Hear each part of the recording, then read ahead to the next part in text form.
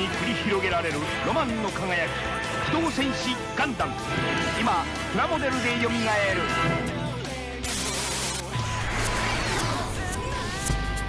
Earth is in trouble. Enemy attack! Enemy attack! We need the Gundams.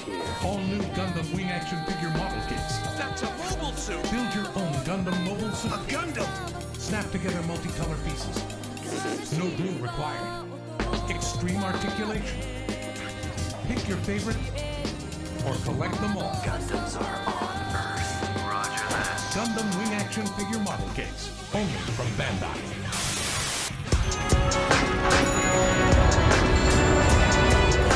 Something about the battle excites people's emotions. Commence destruction. No, it's a Gundam! There's no way to stop them! One should never give up until the end. Show me what you got! We gotta hurry! I will survive!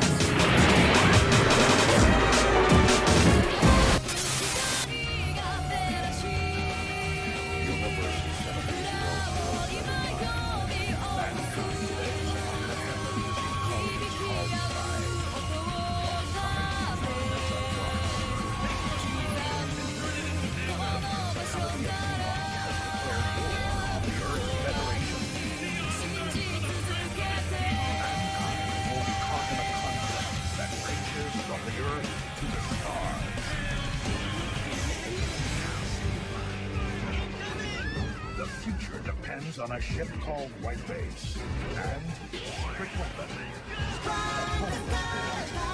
Powers beyond comprehension. Capital refugee.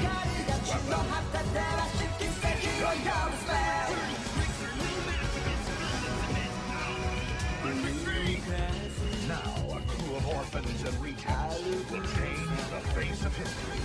Or die.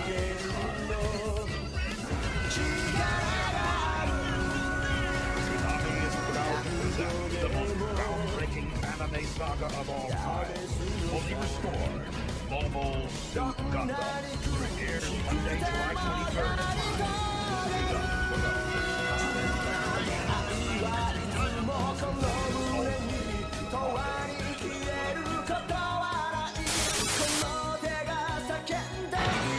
ジオン脅威のメカニズム。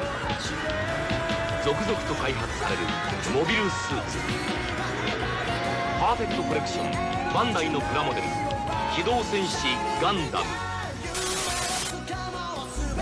In the distant future, mankind has reached the stars, but the galaxy is troubled. What do you think you're doing? Don't fire! The Earthsphere Alliance rules the outlying colonies with an iron fist. I'm sure God would understand the steps we've taken. Isn't it about time you people realized the ones posing the most threat are none other than yourselves? We've had enough! Those who oppose them We won't be needing you any further. What? die.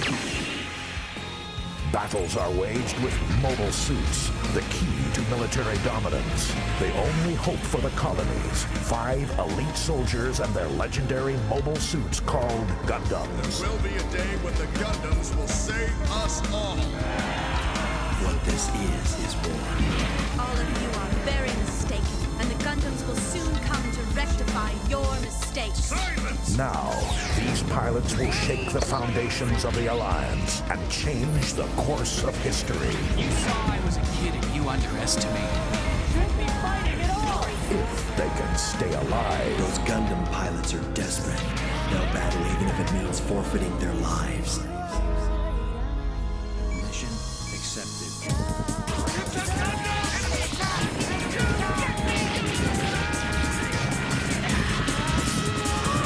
I'll eliminate all obstacles. Just who are you anyway? Say goodbye. Get all mobile suits ready for combat at once! Don't die on me! From the Gundam universe, a new chapter in one of the greatest anime sagas of all time. Gundam Wing. Weekdays at 5:30. Suit up. Those who have laid eyes on a Gundam shall not live to tell about it. Only Toonami.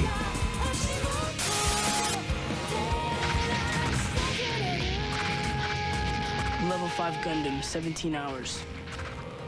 The nation. A child is building an empire to avenge her father. I will rule the world.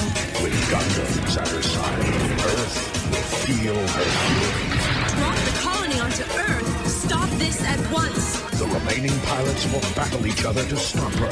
I'm asking if you guys are doing the right thing! The endless waltz of war, peace, and revolution continues. See for yourself just how powerless you are. Roger that. Prepare yourself for Gundam like you've never seen it before. You will surrender! A special Gundam Wing movie. Endless Waltz. Friday, November 10th at 5. Suit up again. Only Toonami.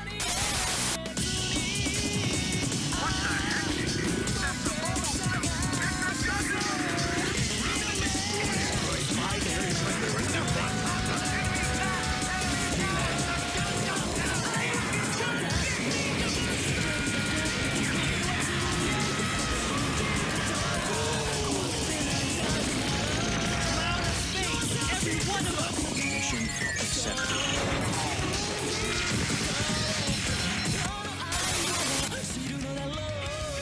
ガンダムの思わぬ抵抗により劣勢を強いられたジオン軍は新型モビルスーツの開発を急いだ。ゴック、グフ、ズ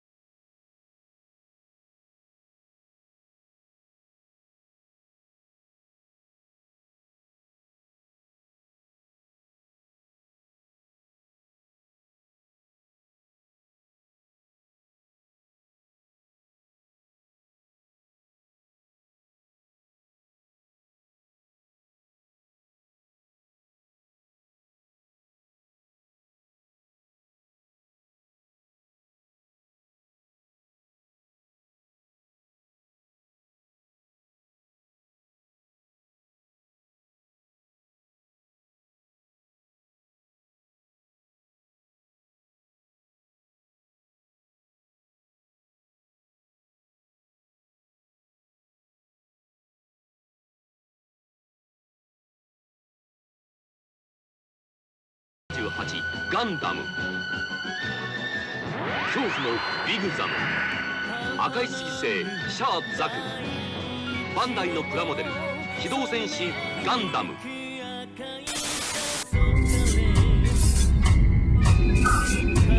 Mobile suits are useful, aren't they? They are necessary evil. They were never made to bring me Form a defensive line! Lieutenant Mackenzie, move out! This colony is going to be destroyed, all right? Fighting inside a colony? I can't do this. Proceed ahead on course and plan. We're not playing silly games here, you know. Vulcan, Legion, don't look up those fighters. In the distant future, space travel is a triviality. Genetic enhancement, a question of morality. Caught in the middle, Kira Yamato will make his choice. My friends are on that ship! As coordinators and naturals decide right and wrong.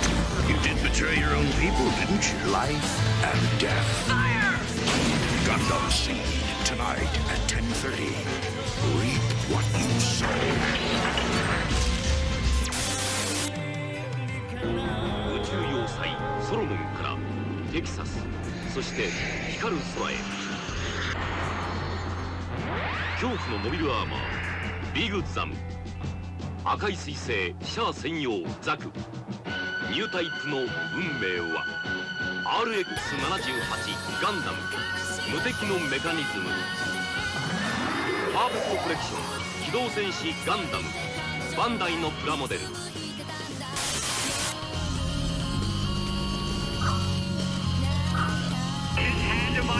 With an awesome power, it tells me to defeat you. I'll get rid of all of you, once and for all! You want a real fight? You can afford to lose. I'll do all I can to defeat you.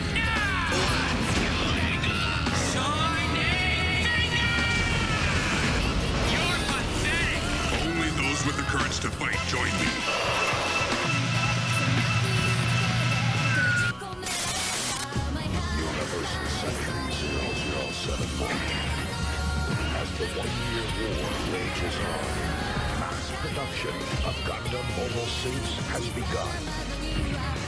This awesome technology is now given to Federation pilots. The power of a gun. In the jungles of Southeast Asia, Ensign Shiro Amada commands a squad of these giant suits. All units ambush formation.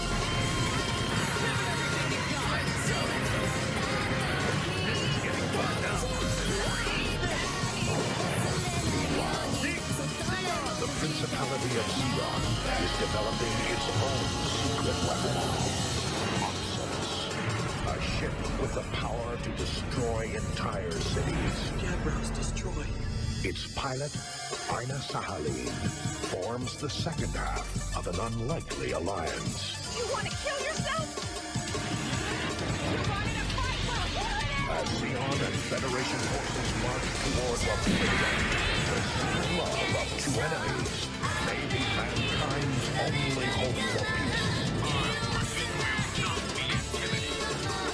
Now do you see the vision? Gundam 8 MST premieres Monday, July 23rd at midnight. Dig in. Only to mommy.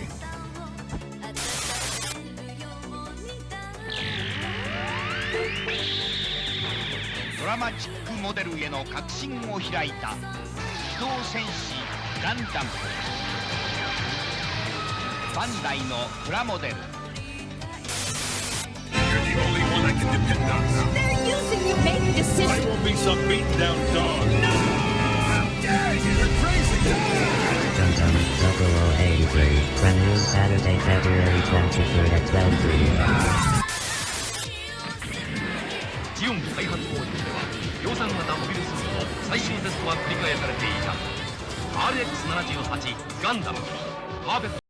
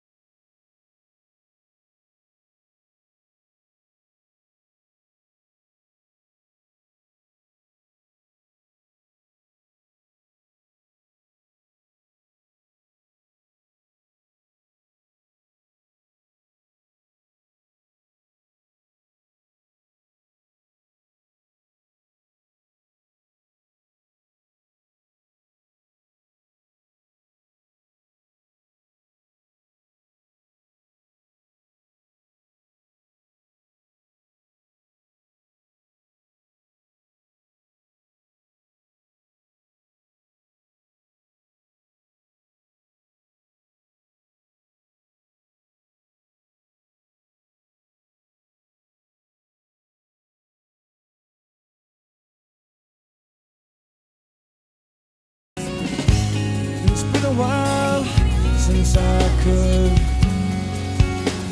hold my head up high. And it's been a while since I first saw you. It's been a while. 嵐の中で輝いてその夢も諦めないで傷ついたあなたの背中 It's been a while. It's been a while.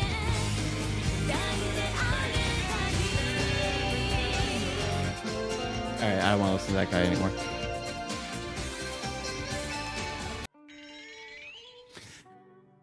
Hello. It's me. It's One Bad Veggie. You know, that guy who hasn't done a stream in a very long time. Very long time. Long time.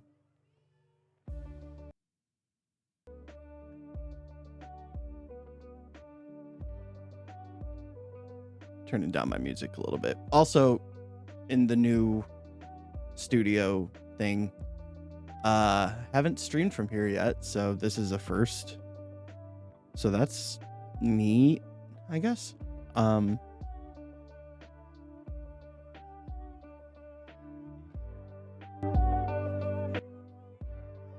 Sorry, trying to mess. Like I said, I'm messing with the music and stuff, so because it's very loud in my headphones and I can't hear any. Well, I guess I wouldn't be hearing anything else because you know what I mean.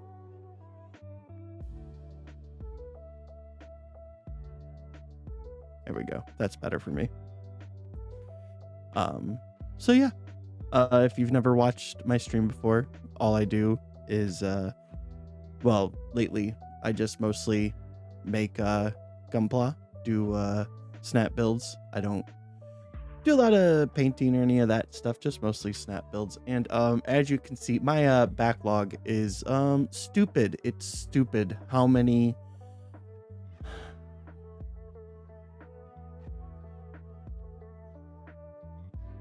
it's stupid. And so yeah, so my life consists of trying to narrow down this backlog as much as I can. You can't see it, but I have a bunch of kits sitting over there. Let's see. This was the one I done the most recently here. Zabanya, I think is what it's called. Zabanya. And there's actually, I have a big display case outside of this room that has most of my builds on it. And it's full. And then this guy over here.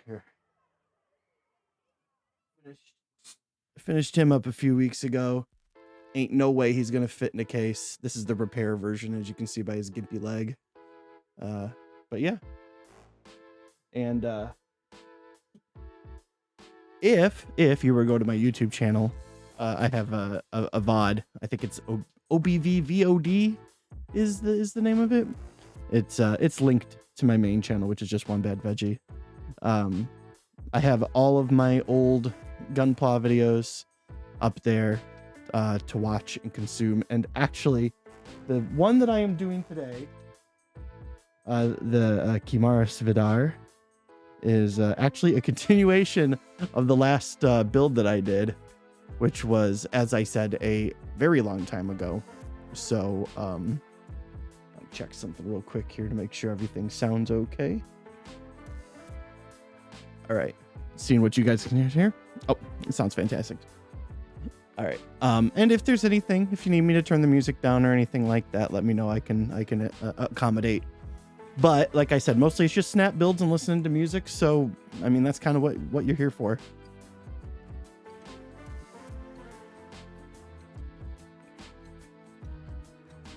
I got all my streaming stuff over here.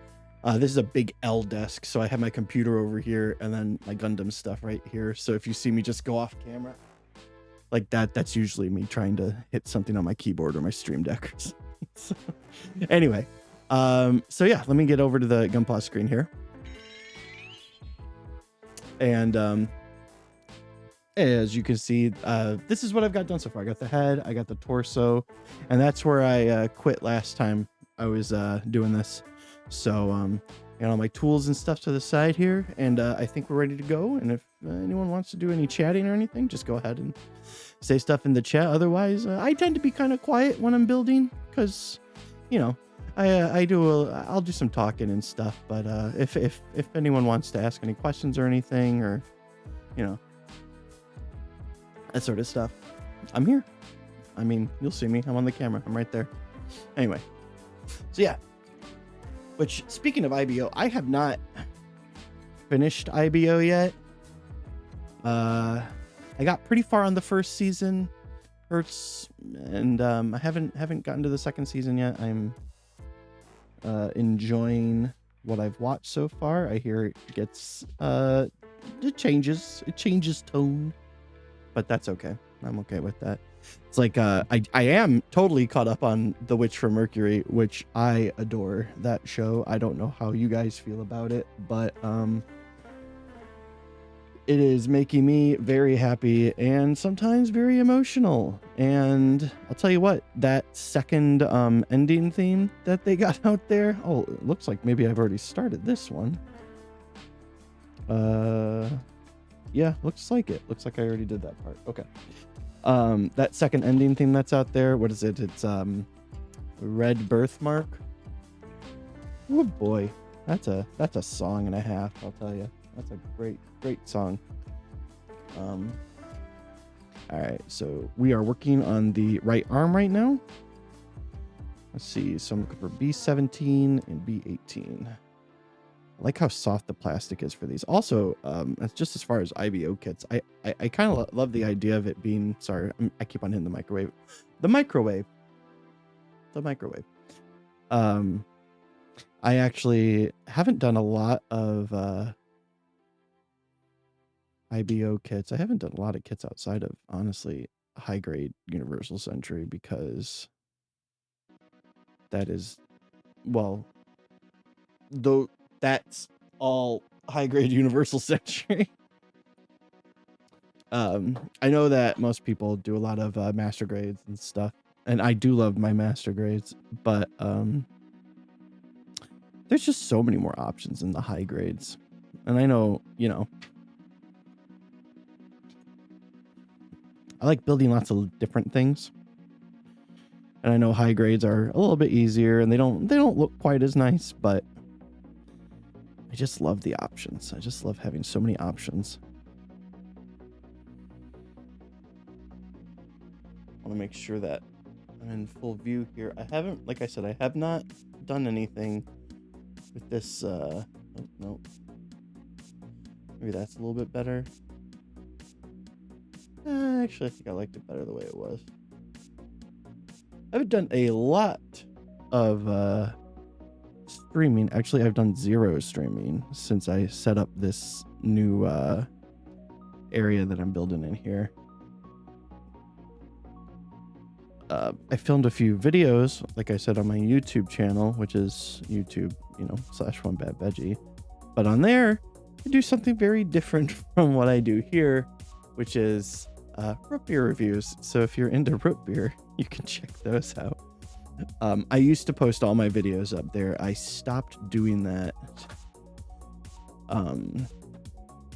because I thought it was weird to have 15-minute root beer reviews mixed in with like 3-hour-long Gunpla videos. So I just moved all my Twitch streams over to that VOD channel. So, and I don't really edit them or anything, so they're all very long. That's why I moved them over there. It's just kind of weird to have I guess what you would call short form content mixed with long form content. This song, by the way, this is Game Chops. I usually use them for stream unless I'm feeling like some smooth jazz or some lo-fi or something, but this is generally my go-to is Game Chops. Oh, it's really bugging me that I can't. Oh, it's Mega Man. Okay, yeah, that's right. Okay.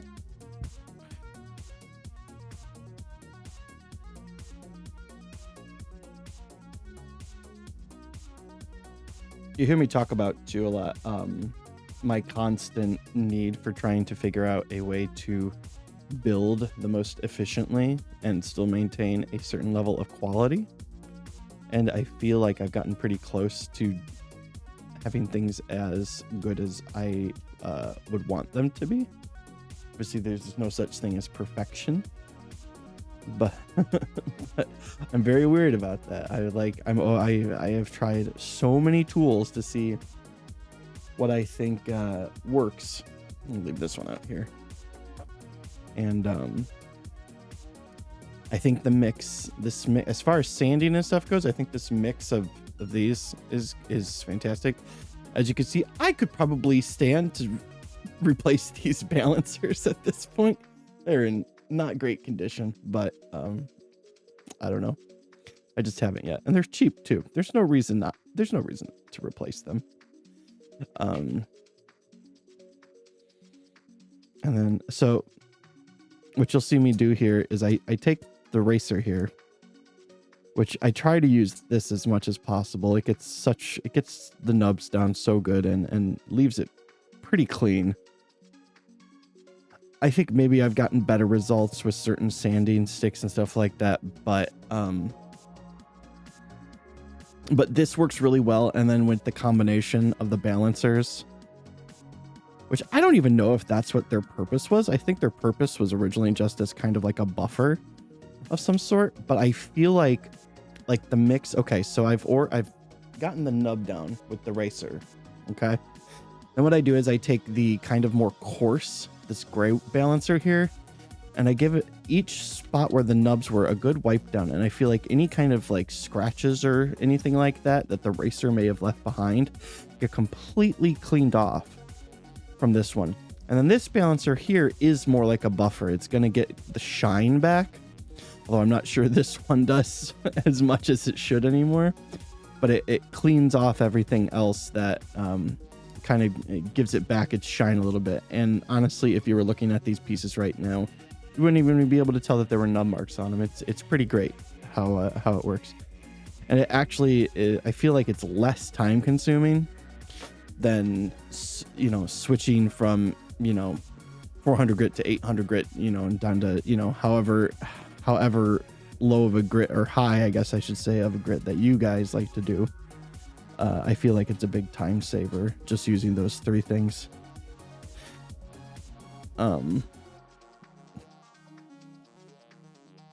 Sometimes the racer doesn't get into every nook and cranny as much as I would want it to, which is why I still use some. I use these guys right here, which are awesome. The Display. I never have learned how to say the name of that brand. Let's see. Display. I don't know. Anyway, you know what it is. Y'all know what it is because you do this stuff too. I imagine.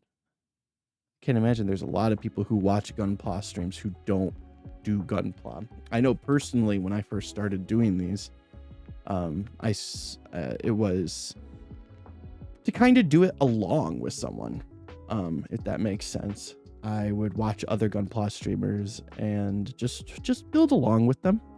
I have found some really fantastic streamers because of that. Okay, so this is this way. This way. Okay, that makes sense. And how does this... Okay, if it's over it... Oh, I see. There's a line. I got it. There we go. Perfect. Let's see here. Nice. And this slides into how? Oh, I see. Okay, so it's got to be like that. I see. Very nice. I like the way that looks. Already. Okay, so I need A, 24 and 26. And if anyone's wondering why I have two sets of nippers here, it is because what I like to do... Where are you? 24 and 26. That don't look right. Is this A? No, this is B. That's why. Here we go. A. 24 and 26. And if... Okay, like I was saying, if you're wondering why I have two sets of nippers here, I have my God hands, which, as you know, most builders know, these are kind of like the crown jewel of nippers. They cut like butter. Mine is Frankenstein because I lost the little pin that goes in here, so I found an old set of glasses, like screws for glasses, and I stuck it in there, and it fits perfectly. And if it works, it works, right? Anyway, so these are my God hands. Now they always tell you with God hands, don't cut off directly from the sprue because it can damage these over time. So what I do is I have these Tamiya, I don't know what you call it. They're just two blade nippers, I guess you would call them. But they're thick boys and they cut through sprues very easily because they're so strong. And then what I do is once I'm done cutting through this, I cut through the sprue to get the piece off. because I find that when you don't cut directly or you cut from the sprue off, that it minimizes the amount of stress marks you get from the nubs that you cut off. Which again, it's just another kind of time-saving method that I have found. I've seen other people do the same thing, and you know, everything you learn, you gotta learn it from somewhere, right? But I saw that in a thing where it was like, yeah, use nice thick nippers to cut off from the sprue to try to eliminate stress marks as much as you can, and I find that it definitely works.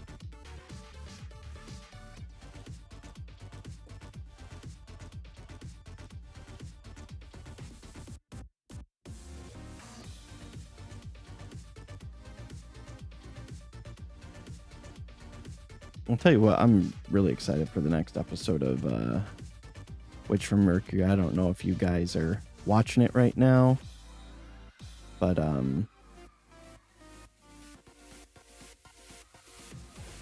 also makes me wonder if it's going to have like a... I mean, some people say that the current set of episodes are the second season. I feel like it's more of like part 2 of the first season, but I don't know. I don't know how it's actually numbered. I know like on Crunchyroll and stuff, it's actually set up as season 2 of the show, but I don't know.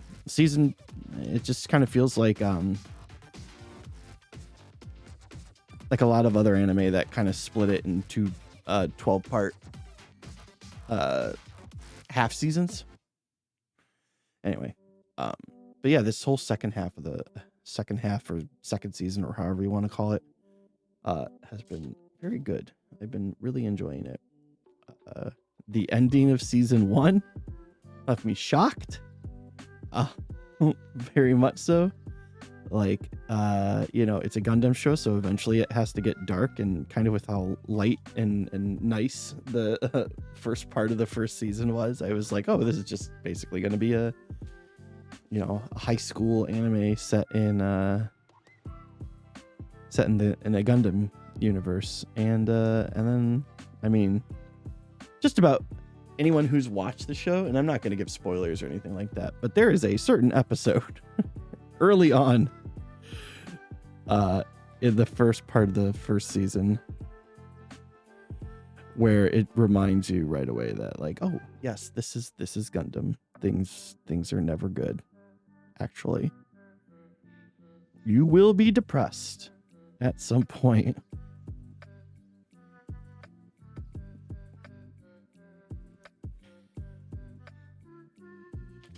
It's an entire franchise that's dedicated to talking about the horrors of war. I guess a happy high school anime was always kind of out of the picture to begin with when you really think about it. It would have been interesting, I guess, as an experiment to actually go that way, but of course, as all things go at Gundam, there is always war.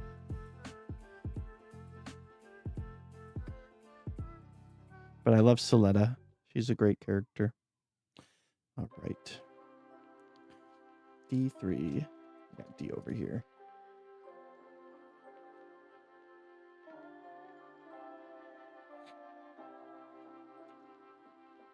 It's like, I think there's one more episode, that and Vinland Saga. Those are the two kind of anime I'm watching right now.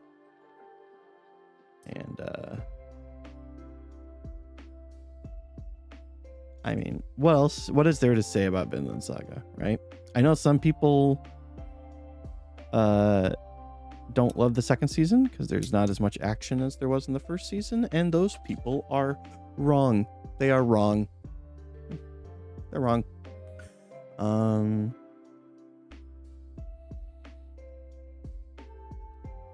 There's not a whole lot of media out there in general, but let alone anime, which might surprise you. I don't watch a lot of anime, but I just love Gundams.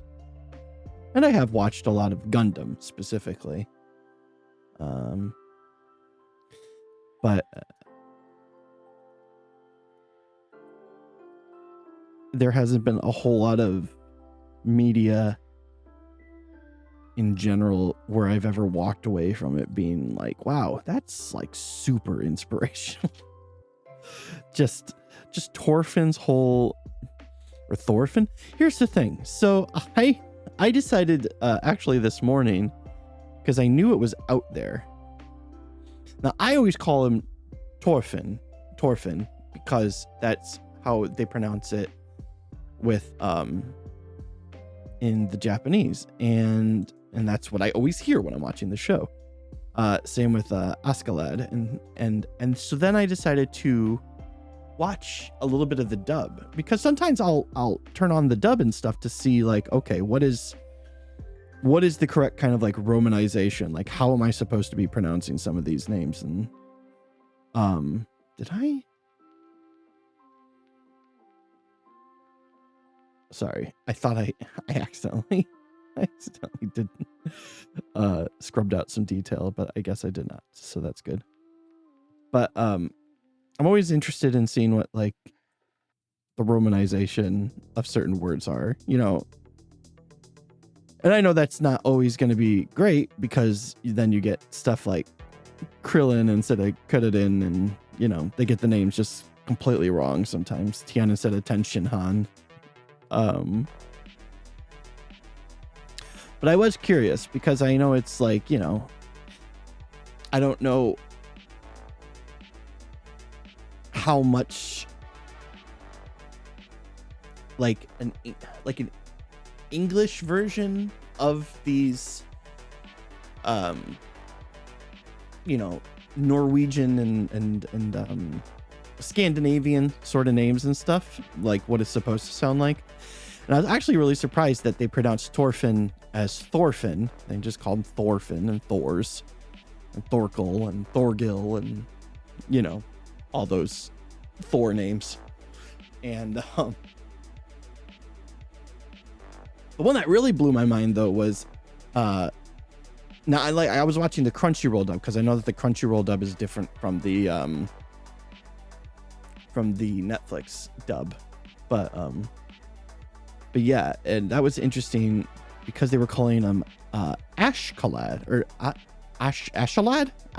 That was how they were pronouncing it, which I was like, that's crazy. That I would not, like, I've been, you know, I believe too in the Japanese they pronounce it Askalad.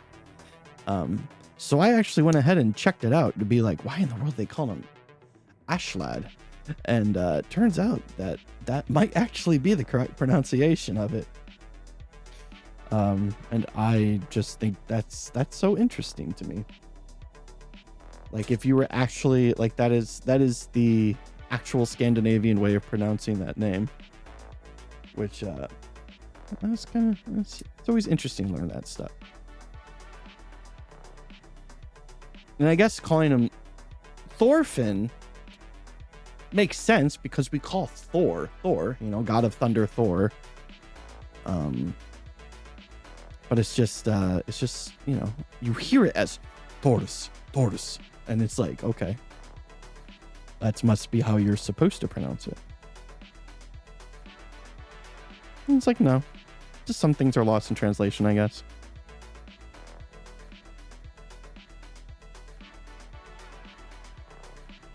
But I've called him Thorfinn for so long. I don't know if I would ever be able to actually call him Thorfinn. It just sounds wrong now. I mean, it's like I've seen 27 episodes of him being called Thorfinn. And I'm supposed to call him Thorfinn? Forget Askeladd. That's never going to happen. That'll never be Ashlad to me. That's such a different sounding thing. I don't know. Maybe I will. I'm one of those people that's like, actually the correct pronunciation is. So I could default into that sort of thinking at some point, maybe. Okay, let's see here. It needs to be this way.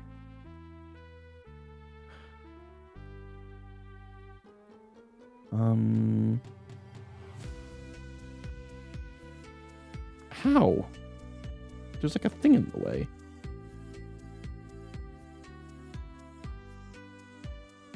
Oh, because I got it backwards, that's why. There we go.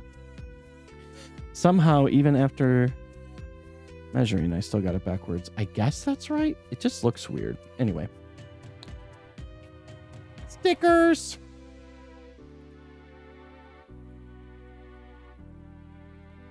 What? Oh, okay, okay.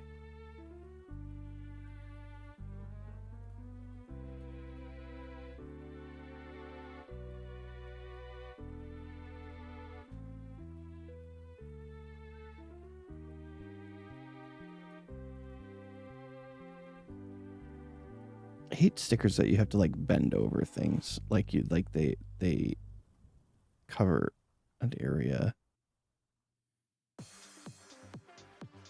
Because they never, I feel like they never want to lay down right. Like eventually they always stand up. And it's better, it's probably better if I just bought some Gundam markers and just painted these. I mean, technically I have paint too. I could just use regular paint, but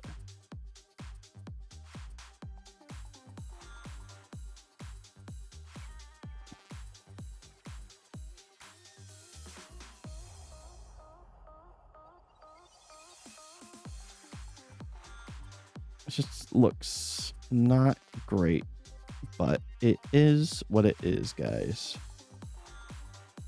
It just looks so goofy.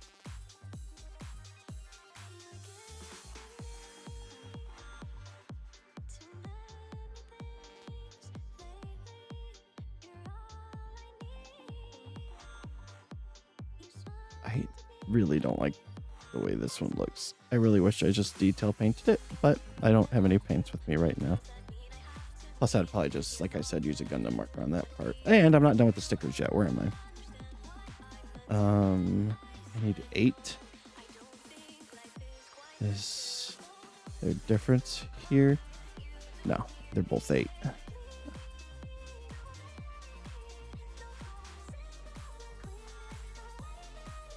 Yeah, I've never played a Kingdom's Heart game, but I feel like I know all the words of this song.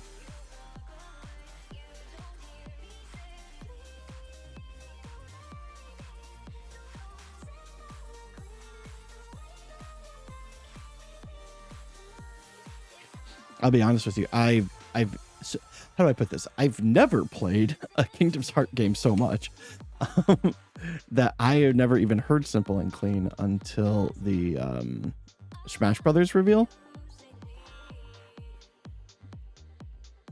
Jeez, this is rough. This is another one I gotta bend the entire thing to. All right, let's see if I can figure this out. This is like a puzzle. Okay, okay.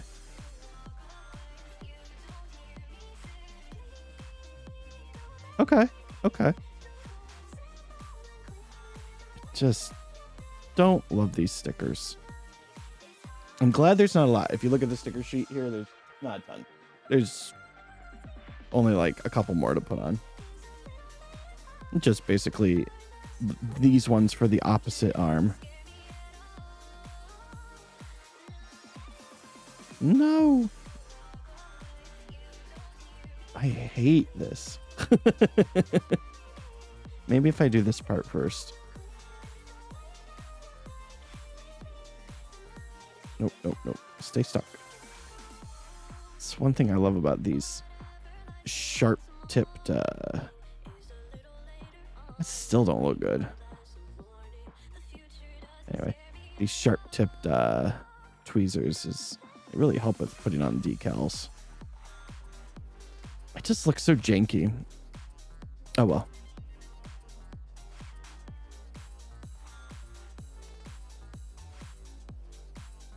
It's like decals on top of decals. I don't like that. Makes everything look all like bumpy and stuff. Ugly. But it is what it is. Oh, wow. That don't look right. How? Whatever.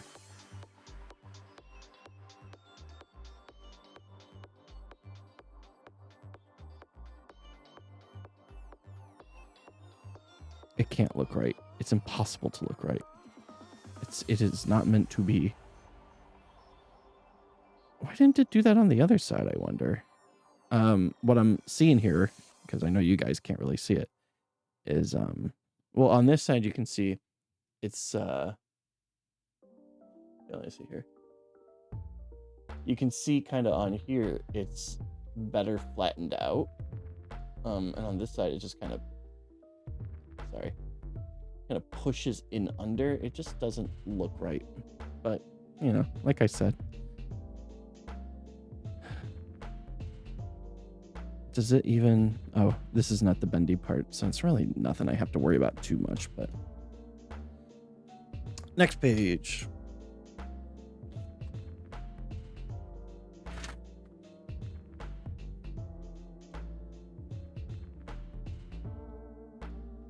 Check something.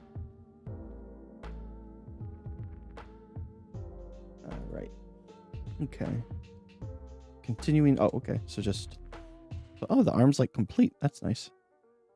Push that in there.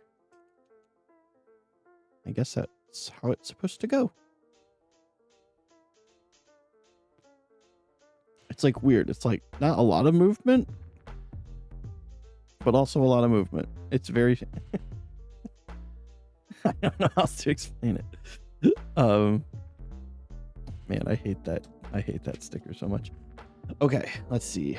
Gotta find A again. Where'd I put A? Right here. A23. It's one of the hands.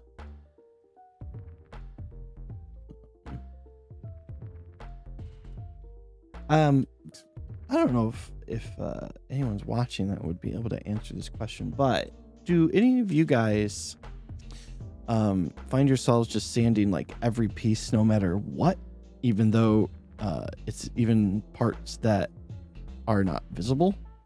Because I do find myself doing that a lot. And is that 17? Nope, I got the wrong one. That's okay. I just find it to be, I don't know. What's the word? Safer? Is that a better way of putting it? Also, you know, now that I think about it, there's definitely something to be said about, like, if you were to skip those parts, maybe it wouldn't fit correctly. Maybe there would be too much nub to make things fit the right way. So maybe it's a good thing. Be extra cautious.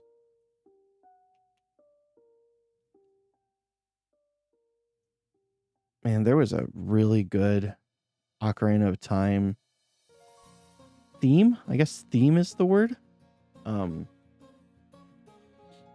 That they played earlier on this mix when I was first getting the stream set up, that I really wish it was still, I wish that one played again, but I have it set to shuffle, so every time I hit play, it switches to a different song.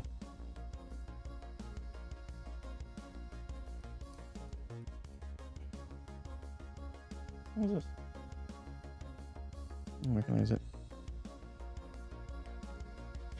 Like, it sounds familiar, but I don't know from what.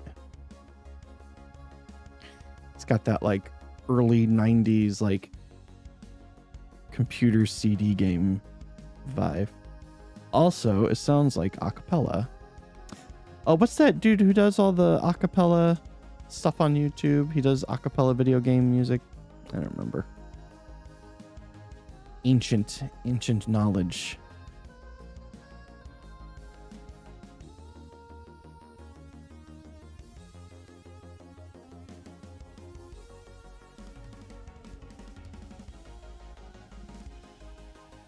One arm done. That was actually fairly easy to put together, that arm.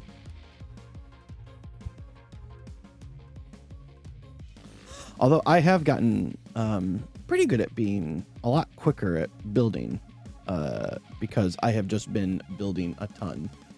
Between the last time I streamed and today, I have done a lot of building. And you know what I've been lax as far as if anyone ever followed me on Instagram, I do like to post pictures of my builds, but I have not done that in a while. And a lot of that is because I, like I said, I put together this kind of studio area, and that has led me to doing a, put it that way, that became my newest build that I was working on, trying to set all this up and everything, and trying to make it as functional and as good as I want it to be. And I am kind of a perfectionist when it comes to that sort of stuff.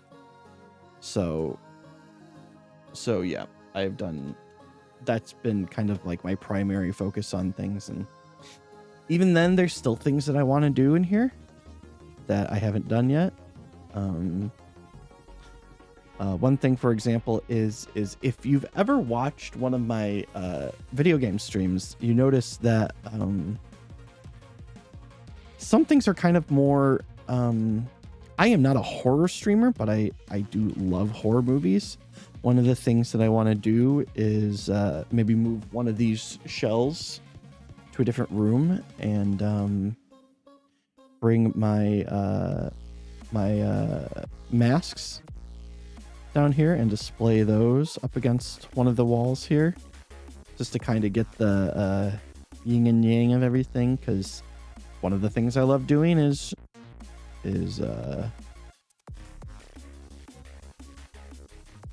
streaming Gunpla, and the other thing that I love to do is play video games. But I also love horror. I love horror stuff. So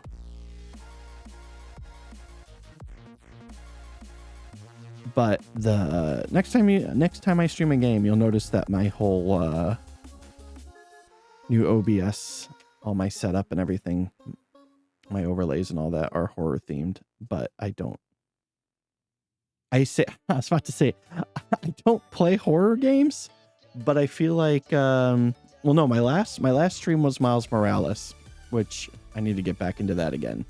I think I Spider-Man'd myself out because I replayed the last Spider-Man game, and I 100%ed it again, which I have done twice. And then I went to go play Miles Morales for the first time, and I was like, yeah, I don't know if I want to do this right now. It's like back when I was younger, I watched what is this? I don't like this. Sorry.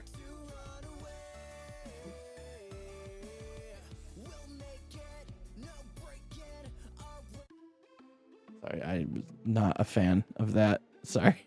I don't know if that was anyone's favorite song, but holy cow, I could not listen to that. I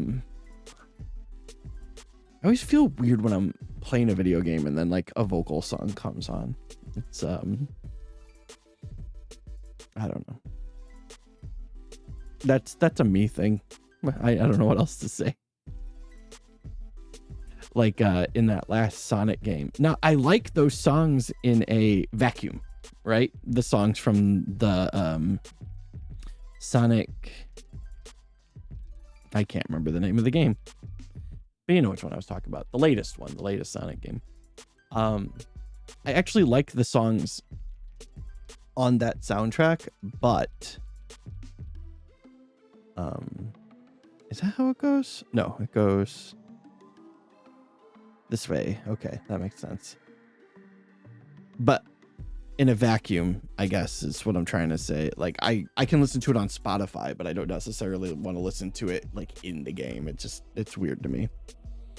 Yeah, I know a lot of people love those songs and are just like, yeah, let's go when those boss fights start, but I don't know. I just think it's weird to hear vocals in a video game still to this day. I know it's super weird. Unless it's like a choir.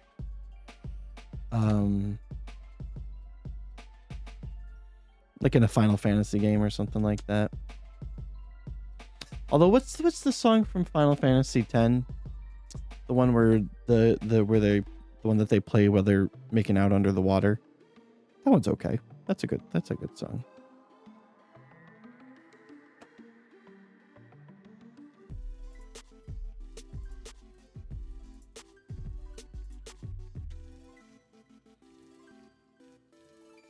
And it makes sense in that scene, I guess, maybe because it's like, okay, let me put it this way. Like in a scene like that, where it's kind of played as background music to like almost like a montage, that works okay.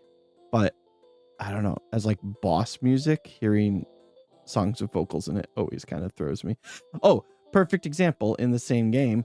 I love the Underworld song that plays in the background during Jack's fight, but it does feel weird when you're fighting Jack and there's like, come on if you want it, like that whole song, like it's kind of weird. Again, I guess this is just a preference of mine, and that absolutely no one can share, but that's a lot of things with me.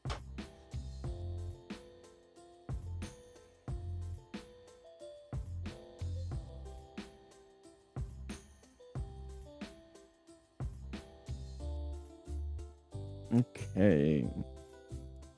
It's crazy. I feel like I was just here doing the same thing that I'm doing now.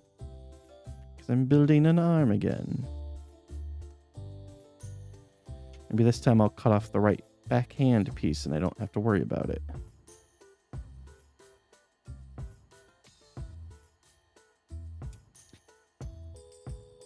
Anyone out? Well, no, because if you're watching this, you wouldn't be. I was going to ask if anyone's out enjoying their holiday today, but apparently if you're watching this, you're not. And that's fine. Staying inside and enjoying your holiday is just as good, I think. But I'm also an introvert, so that's what I do on non-holidays.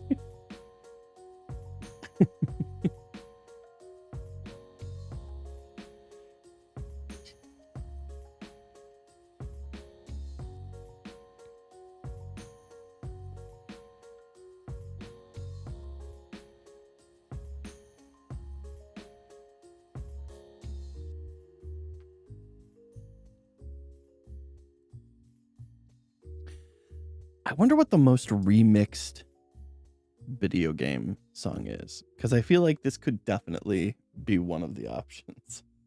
Lost Woods, I feel like, has been remixed a ton.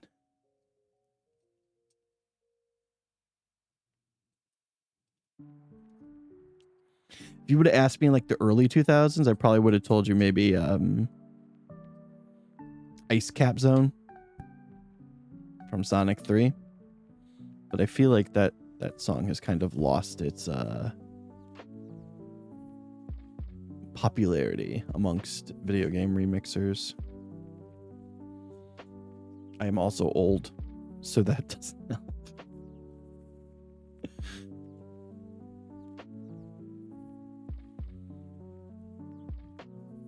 Why doesn't anyone remix music from the old Sonic games? I am old. Is that correct? That doesn't... Okay, it is correct. Did I do it right on this arm? Yeah, I did. No, I didn't. I did it wrong. Okay, well that's the easy fix. Right? I did do it wrong on the other arm?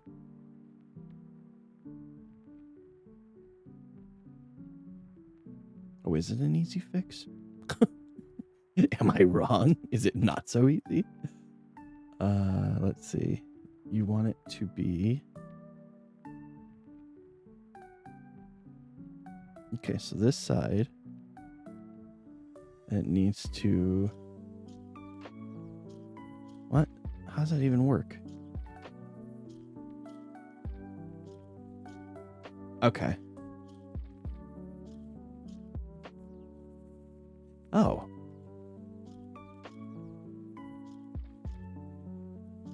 I did do it right. That's interesting. Really? Is it really like that? So okay, so there's a plate right here. Let's see if I can get it in there. There's a plate right here on the side. And the thing I'm realizing is that, so when you put it into the right arm here, push it in, and the plate faces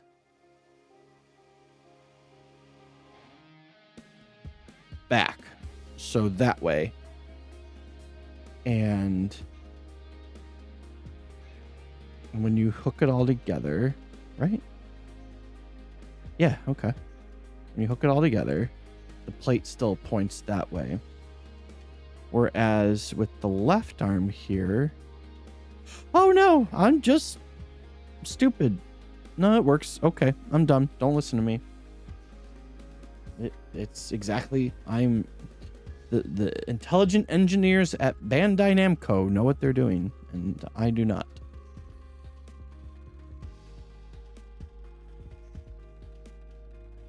For some reason, I was thinking that the plate was supposed to face forward, but it's facing the way it's supposed to. Do not question.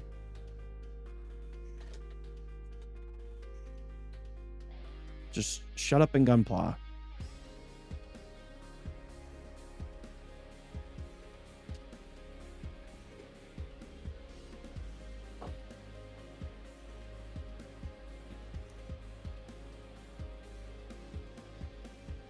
So it's funny. You can see on the side here, I bought a few things from New Type. I don't know if you guys have ever bought anything from New Type, but one of the things that's really cool about them is they make these really neat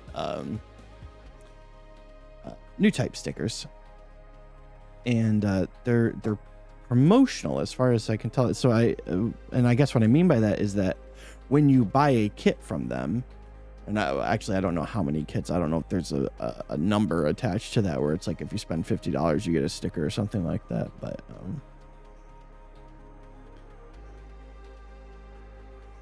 they send you one of these cool stickers. And there's actually been points like when this Metal Gear one, because I love Metal Gear Solid. Metal Gear Solid is one of my favorite games of all time, if not my favorite game of all time. When I saw that they had a Metal Gear one, I was literally looking for a reason to purchase something from them just so I could get that Metal Gear sticker, which I was happy that I did.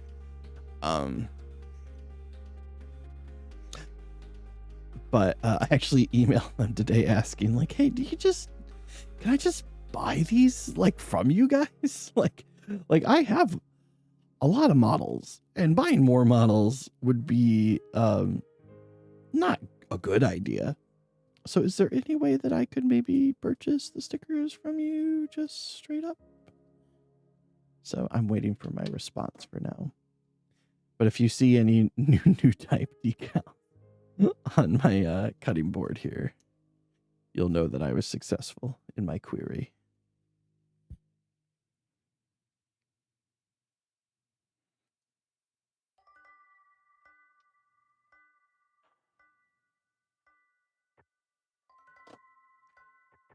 Oh, that's right. That means we're going to have to put those stupid stickers on here again.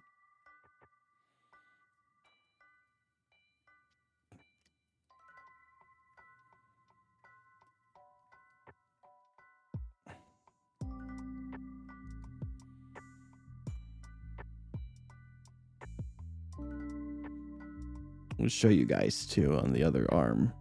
Like, why exactly I don't love them. I mean, here's the thing. Building these models and complaining about stickers, that's nothing new. We all hate stickers. We all wish it was perfectly colored perfectly so we would never have to do stickers, but obviously that's impossible. Stickers are an evil that you can never escape. But I was going to show you guys.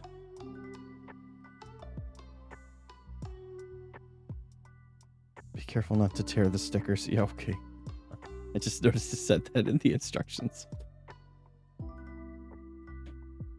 be hard not to. So as you can see here, the pieces that I'm going to be putting those stickers on are almost completely white. And creates a little bit of color separation. Let me show you something though. So you got this one here, right? You can see that what's supposed to happen is the purple is supposed to cover the whole thing, and I'm not sure. Even you could see that the white still kind of comes out. I don't know. Like I said, it would be better if I was just painting it. It would be. Just it would be. Or like I said, getting some Gundam markers just to finish up those details and stuff, because that would be smart.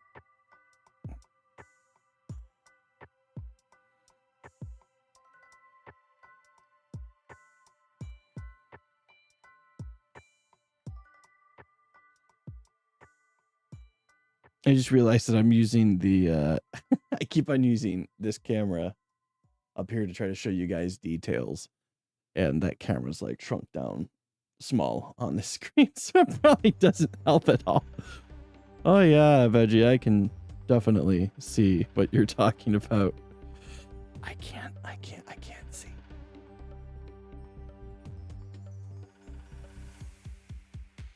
I also realized that when I whisper, it probably can't be picked up. Let me see. Okay, maybe let's get picked up a little bit.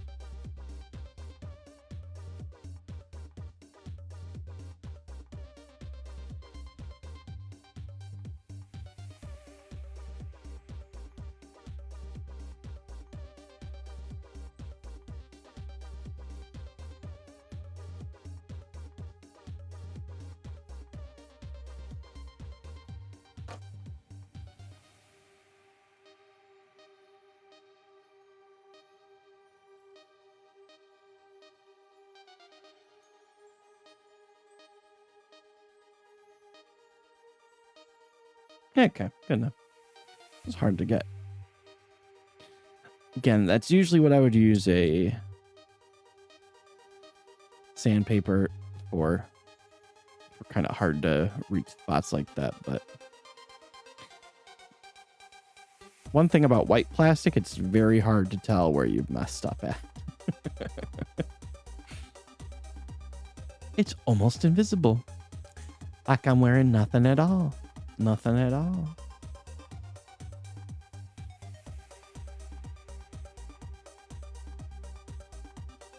This is Streets of Rage.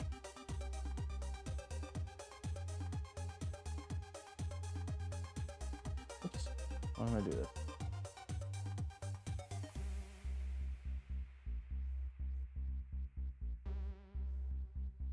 X not bass. I wonder if that's...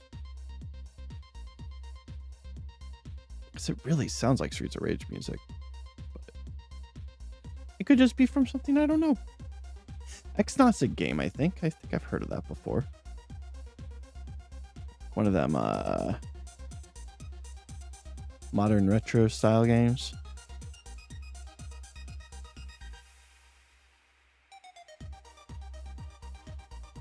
Eat my microphone. Keep on leaning into it like that.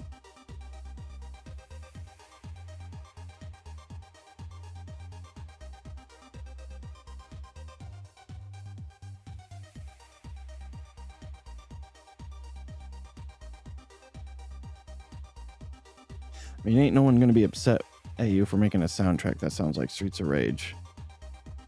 Streets of Rage has such a good soundtrack. I'm gonna say something controversial here for people who really love Streets of Rage 2 soundtrack, though. It's very different. It doesn't sound anything like the Streets of Rage 2 soundtrack. However, I'm not going to say it's better. I'm not going to go that far. But I am going to say the Streets of Rage 3 soundtrack, really good. It's really good. No one ever talks about it. It doesn't sound as like clubby techno as the Streets of Rage 2 soundtrack does. But it sounds like very early kind of like industrial, which I do love a good industrial song. I don't know. But yeah, it sounds just kind of grungier and dirtier, and like I said, it's less techno, more industrial. It's not as catchy for sure, but it just it's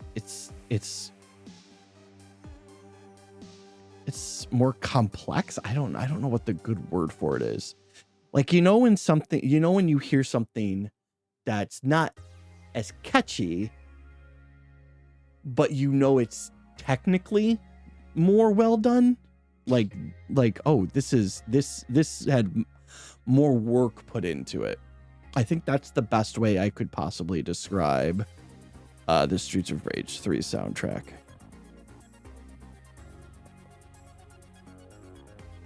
Like, Streets of Rage 2 is all just like real catchy beats and stuff, and Streets of Rage 3 is like, oh, this is whoever was making this soundtrack, which I believe it was still the same guy. But when he was making this soundtrack, he was trying something versus just making some catchy video game music, I guess you could say. Ain't nothing wrong with just making plain catchy video game music, but I'm telling you, Future Rage 3, go listen to it. Go listen to that soundtrack. It's a great soundtrack.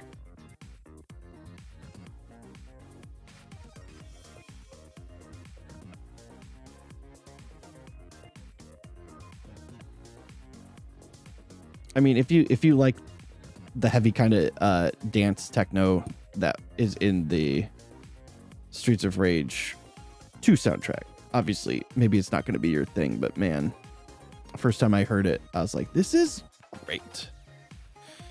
And it's one of those things that I don't even think it's not something I noticed really when I played the game. It was something that someone had to point out to me, basically, just be like, hey, don't sleep on this. This is really good. People always talk about how great the Streets of Rage 2 soundtrack is, but check it out. It's very good. It's very different, but very good.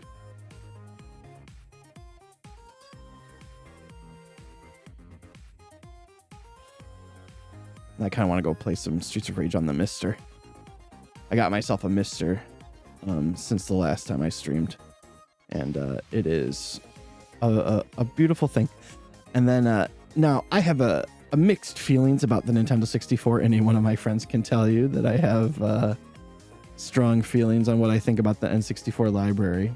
However, the fact that they're actually doing work on making a Nintendo 64 core for the Mister is incredible. It's a marvel of modern technology. It's pretty crazy. And if you haven't looked into that a little bit, go check it out, man. It's so far all they've gotten so far is doing some demos just to make sure that the core is like working how it should, I guess. And which is basically just some like normal text and everything. And I know the guy who's making it, who I don't know his name, so I'm not going to assume I even try. But the guy who's making it, who I believe was the same guy who made the PlayStation core, which is awesome. He did show some like software emulation demonstrations of what it looks like in software emulation, and it was working fine.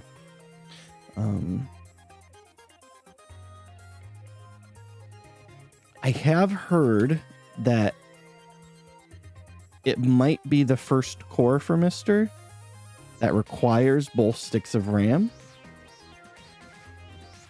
which is fine because I think it would be silly to get a Mister without both sticks of RAM.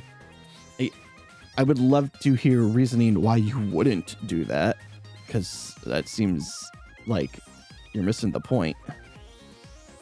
But it would be the first core to require both sticks of RAM.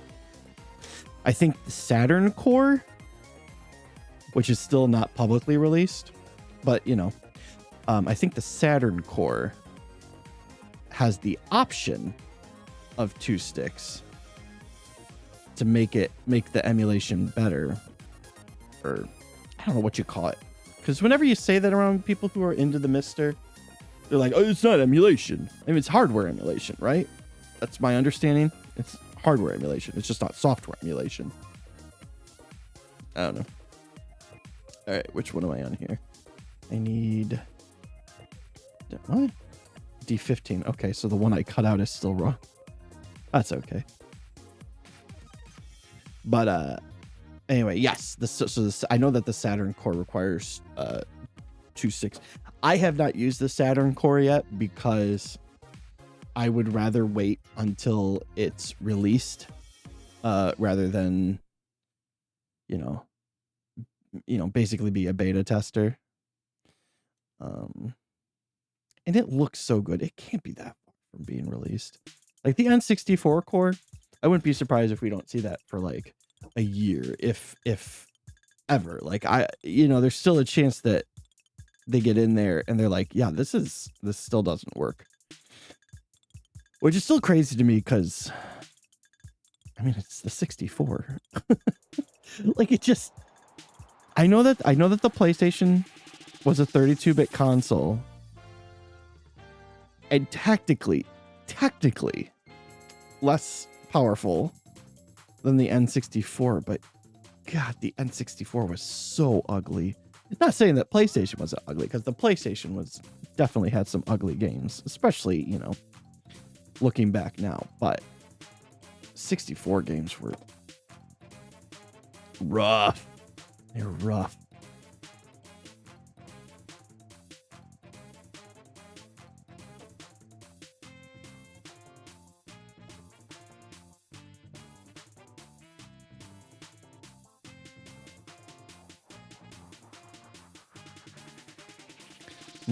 No expansion slot in the universe could save those games from looking as bad as they did.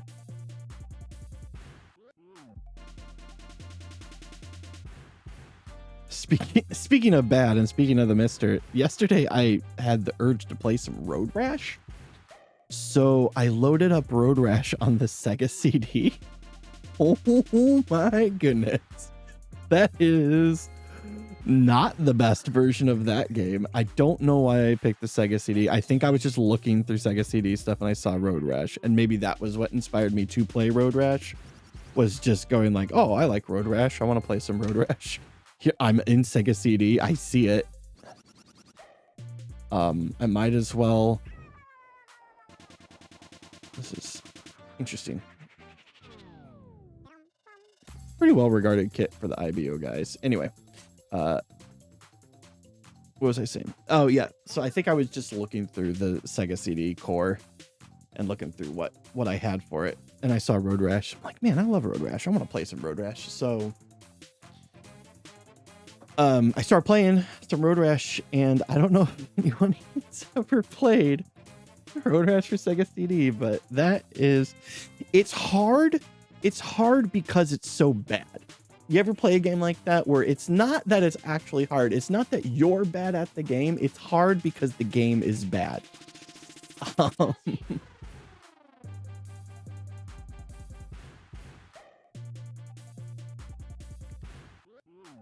So, but yeah, I was playing it, and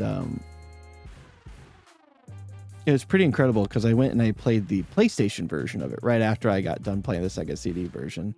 And I think also partially in my mind, I'm like, oh yeah, I'll play Road Rash and it'll be what I think of as the PlayStation version, because it was Sega CD, not thinking to myself like, wait, Sega CD is not the Sega Saturn. It's very different.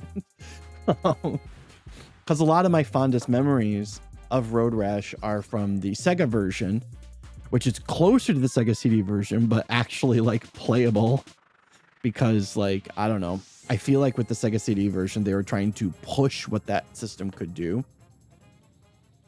I wish I could just show you some screenshots right now for the differences though. It's but anyway, yeah. So the Sega CD version had some of the worst slowdown I've ever seen in a video game. It was really bad. And the thing is like, so, when you're playing Road Rash, there's there's traffic that gets in your way while you're playing, and you're trying to turn around and like not. You're trying to avoid the traffic so you don't get knocked off your bike. And the thing is in the Sega CD version, when the traffic is coming, the game starts to slow down. So it makes it very hard to avoid the traffic because your controls just aren't responding the way that you want to. You're either overcorrecting or undercorrecting, and there's no in between. Unless, like, you know, you play a game like that for hours and you just kind of learn the eccentricities of it. All right, let's see here. How's this go? Okay, I see.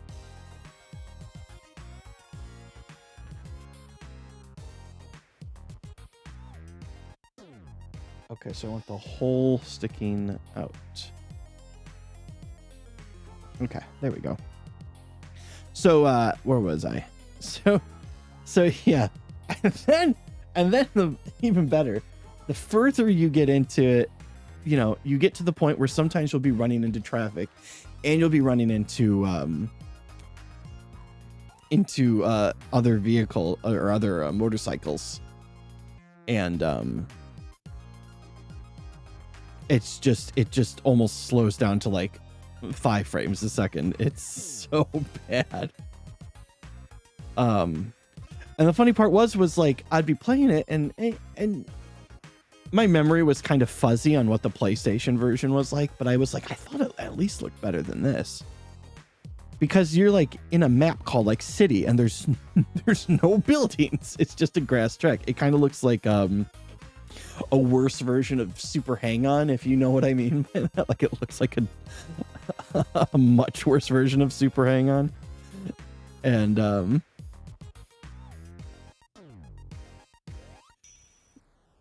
so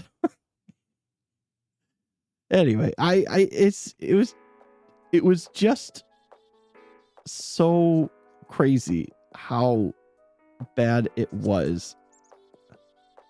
So anyway, yeah, so I went ahead and I turned on the PlayStation version to see what I remember, and the first map that you're supposed to do in the story mode is the city. And there's a city. There's an actual city in that map instead of just grass everywhere. I'm like, what kind of city? Oh man.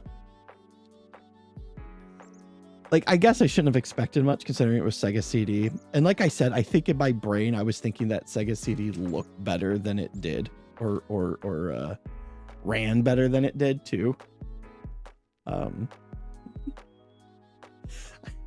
don't know why I assumed it was closer to Saturn than it was. I don't know. Mostly Sega CD is just like FMV games. I don't know why I ever thought it would actually look good. This is not the right piece. This is A. I'm a dummy. Okay. Definitely not the right piece, I realize, as I'm cutting it out. I'll have to remember that when I go to look for that piece and it's missing. Oh, look at this sword.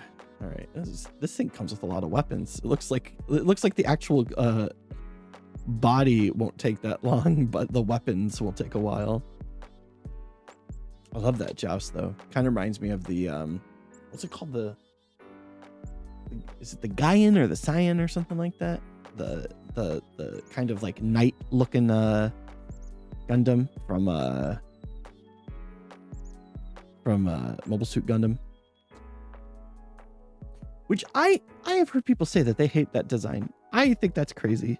But I have also come out very strongly for all the real wacky Mobile Suit designs especially from Mobile Suit Gundam, but also from Zeta Gundam. I love that stuff. I think those are the coolest looking kits. Actually, on the side over here, because I have my streaming kits that I do, and I also have my kind of like side kits that I do just for fun. I'm working on the Zigok experimental. It's such a cool looking kit, man. Like I said, I don't know how other people feel about like those weird looking Xeon kits, but I love them. I think they're so rad. They're so cool. Like I love building Gundams. Oop. Oh, cool. That was a message from Twitch letting me know that Mr. Scoot, I don't know if you guys have ever watched Mr. Scoot. He's a retro gaming streamer. Actually, he plays a lot of retro games, but he also he's been on a big Street Fighter 6 kick if you're into that.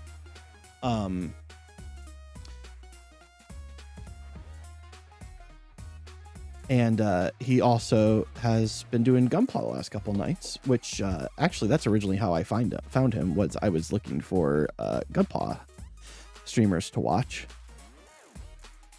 and his stream came up, and I watched it, and you ever watch a streamer and you're just like, man, this person is just a kindred spirit. I just nod along and agree with everything you say. we are of the same generation, and we both have very similar taste, except for bone-in wings are always better than boneless wings. I'm just gonna go ahead and say that. Anyway, but no, otherwise he's a great streamer. So point is, go check him out, Mr. Scoot. And what I was saying was that I just got a message from his Discord that said he would be finishing his Gunpla stream from last night and finishing up the kit, which he was building. Oh, okay, I'm gonna forget what it's called. It's I would look it up, but that would be too easy. It's the Astra. It's okay. It's one of the Astray Gundams. It's the black and gold one. They made a real grade of it too. That one. You'll know what I'm talking about. I bet you if you Googled gold Astray Gundam, you'd probably find it. Which I have not watched Seed. I don't know if I'll ever watch Seed. How do I put it? Nothing about it seems appealing to me.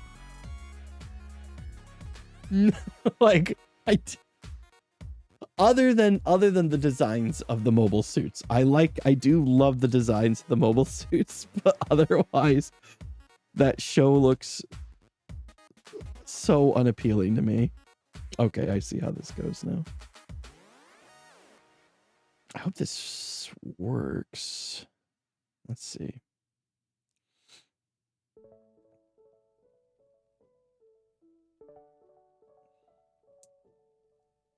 There we go. Is that how it's supposed to go? I hope so. Oh, okay. And then this goes like so. Oh, wow. That's actually really cool. I like that. And that's a big foot. Isn't there a version of the Kimaris that's kind of like a horse looking thing? Maybe I'm misremembering it. Oh, you know what? I think I'm thinking of this here because it kind of looks like there's a back end to him that there isn't actually. I'm just imagining things. The Kimaris horse.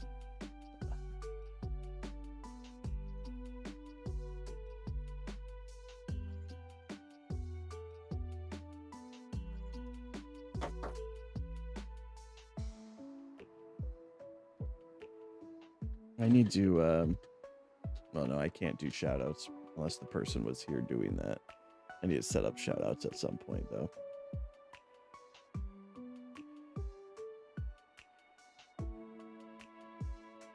Okay. Where are we?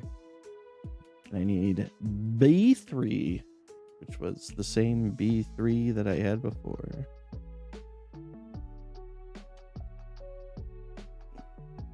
Looks like a drill on there. That's kind of curiouser and curiouser.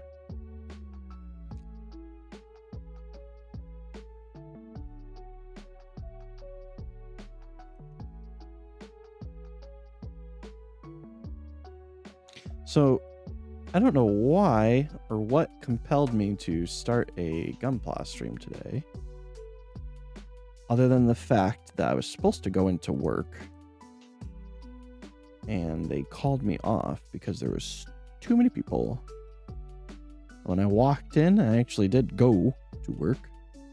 When I walked in, they looked at me and they said, "We got too many people." And I said, "I'll go home."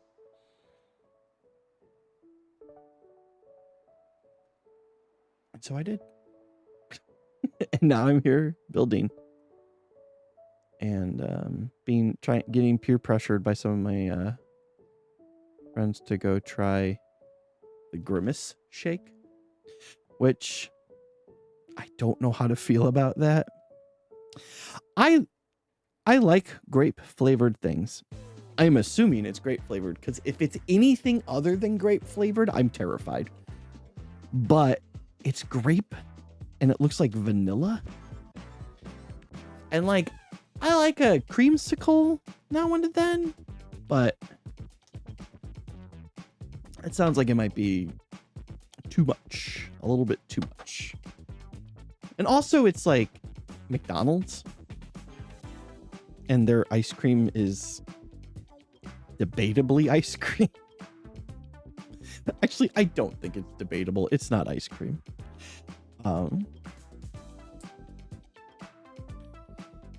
So I can't imagine it's great. I can't imagine it's great. But my buddy's in England, and I would feel bad if I couldn't do this for him, because sadly, poor Brits don't get amazing things like that at their McDonald's.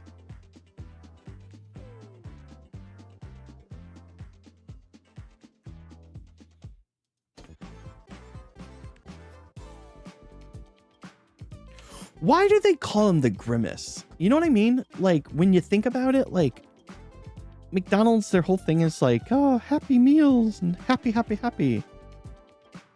And Grimace is, he's, my understanding is that he represents, like, grape jelly, I believe. So why call him the Grimace? That's such a terrible name. Such a terrible name. I mean, these are questions that we as humanity, we've been asking for centuries. And, you know, it's just a matter of time before we get the answers we desire. Aeons. For aeons, we've been asking, why is he called the Grimace?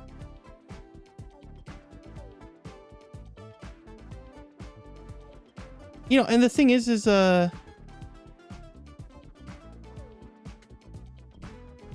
that's another part that people forget, is that it's and maybe I'm wrong here. Maybe I don't know my McDonald's history as well as I do, but he's the Grimace.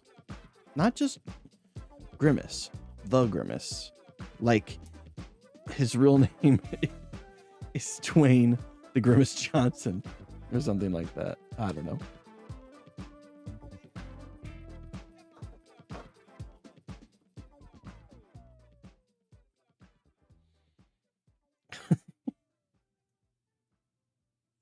I really hope that Grimace's Hollywood dreams come true. Ooh. With flying pieces. This is why I keep a vacuum close by. I'm not going to start vacuuming while I'm streaming, because that would be terrible and rude. It's the worst ASMR.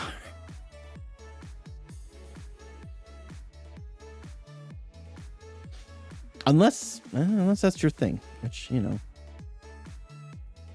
I ain't here to yuck anyone's yums, so let me put it that way. You have a thing for vacuum cleaners. As long as they're of age.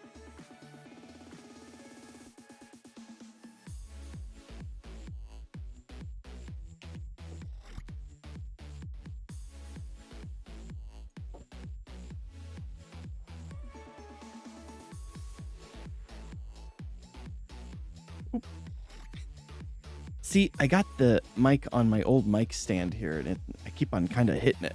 But I'm also trying to keep it away from my mouth because I know I can be kind of a loud breather when my mouth is too close to. So hopefully it's not picking up too much. I'll find out later. I always find out later, usually. I have a bunch of filters and stuff on that. It's supposed to block that stuff, but...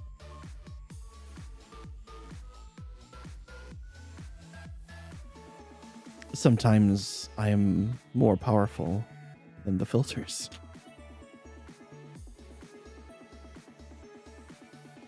I could also lean back from the microphone more when I'm not talking. That'd probably be smart. I have bad microphone etiquette, I think.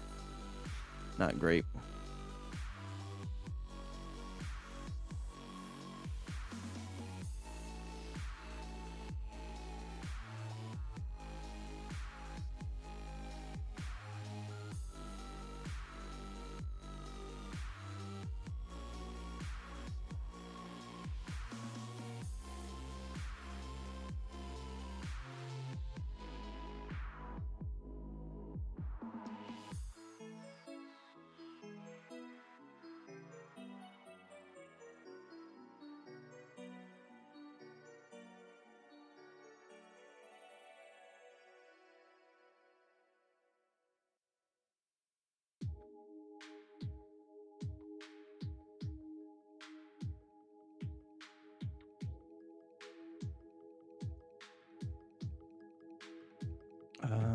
Crap. Okay, let me see. How does this go? Will that work? No, I got it backwards. How did I do that? Okay.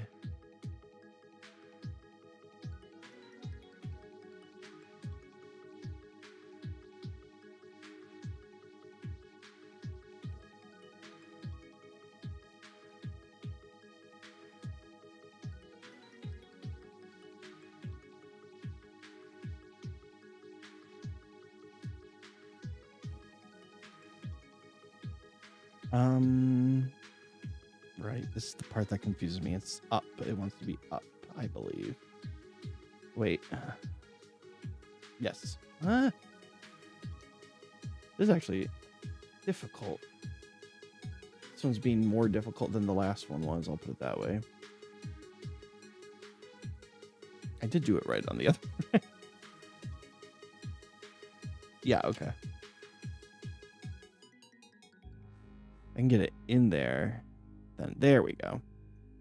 Here we go. 2 feet done. 2 feet. Big feet. Big boy feet. Okay. Right leg. Starting with the right leg. It's going about pretty fast.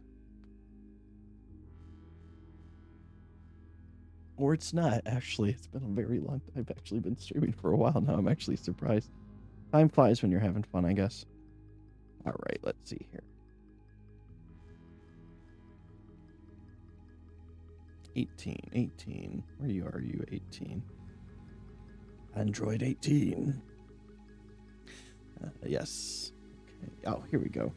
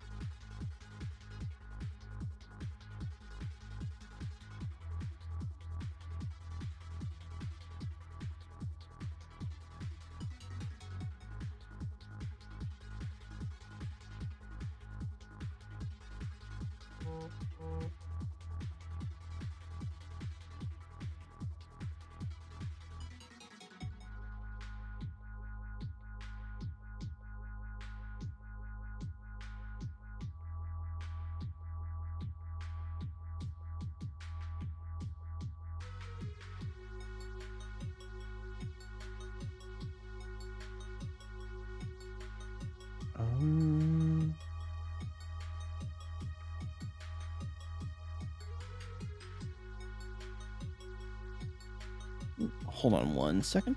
I want to do something quick.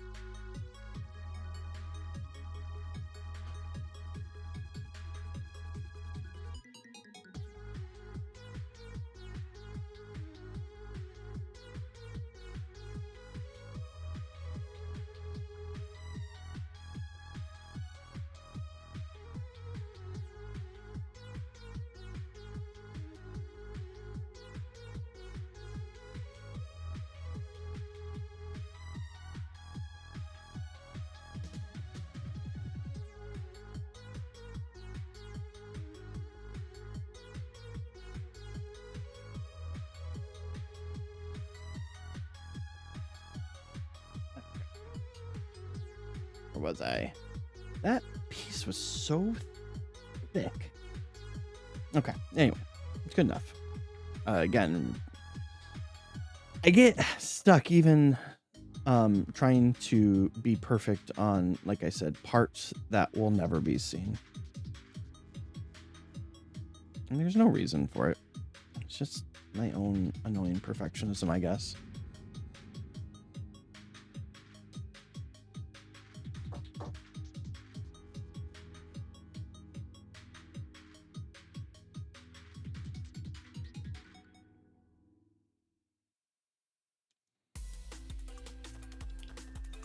I know, I remember on my last, in the last building area, I guess, I was using a,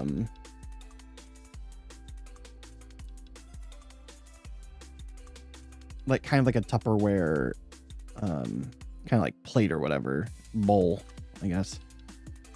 Storage container? Container's a good word. To try to catch all my little nubbin pieces here. And I stopped doing that because I knocked over that bowl so many times and made a bigger mess than I ever would have if I would have just let them fling around all over the place and just vacuumed afterwards. I guess that's just another example of me doing stupid stuff just to try to be more expedient. But in that case, it was a bad call. Also, this right here, this little brush. Sorry, I'm trying to get what I'm looking at.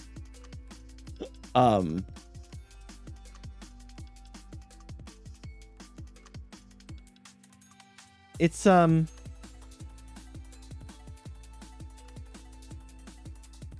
great. Get yourself one. I actually, the one that I got actually came with a headphone stand that I bought. I don't know why, I'm kind of obsessed with headphones. But it came with a headphone stand that I bought, and it has worked great. But I did see that Gun Primer, who I like a lot of their stuff. Obviously, the Racer's the big one, but they recently came out with a brush for specifically cleaning off dust while you're.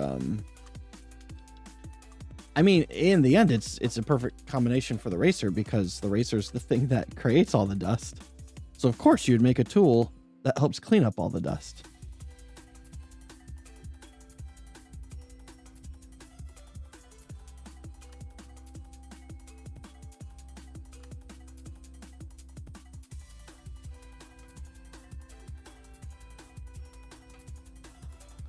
But they recently came out with a brush that was specifically made for cleaning up, plastic dust and stuff like that. Where the one that I've got was made, I guess, just as a duster. I don't know if the one that Gun Primer made is any different. It could just be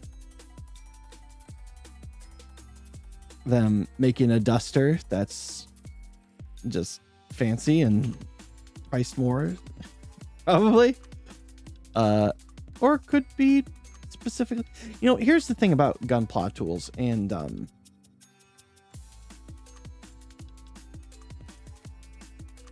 and I feel like there's a lot of people who stream and can kind of say this sort of thing. People I've seen on YouTube who review stuff, and I feel like this is true. Gunpla tools are one of those things that are like, they're expensive. The good stuff is expensive. How do I put this? There are cheaper alternatives to almost every single thing that you could find out there, but I don't think it's ever as good. I think a lot of times with the tools that you get for Gunpla, you're paying, if you pay the premium to get the better tools, they're better. Like, there's no doubt. Like you could save $20 getting a better pair of nippers, or getting a pair of nippers that aren't the God Hand nippers, but I would be hard. It would be hard for me to argue that they are better. Put it that way. I think that if you go and you look at reviews of stuff, that is what most people would tell you too. It's like, yeah, if you want to save a few bucks and get the cheaper option, it'll do you well, but these are better. They are undeniably better.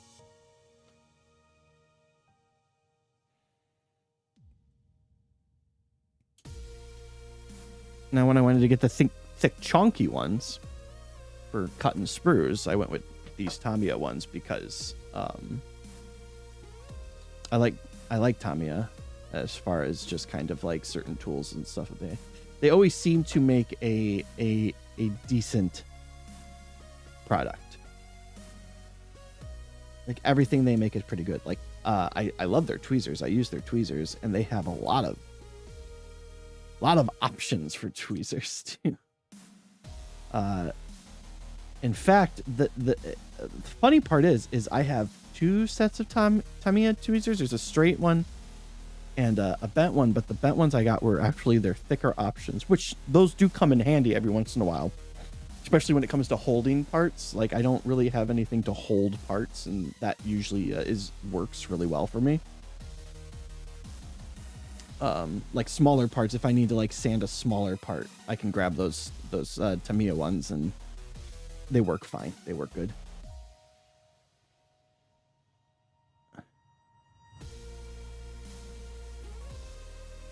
Ow. But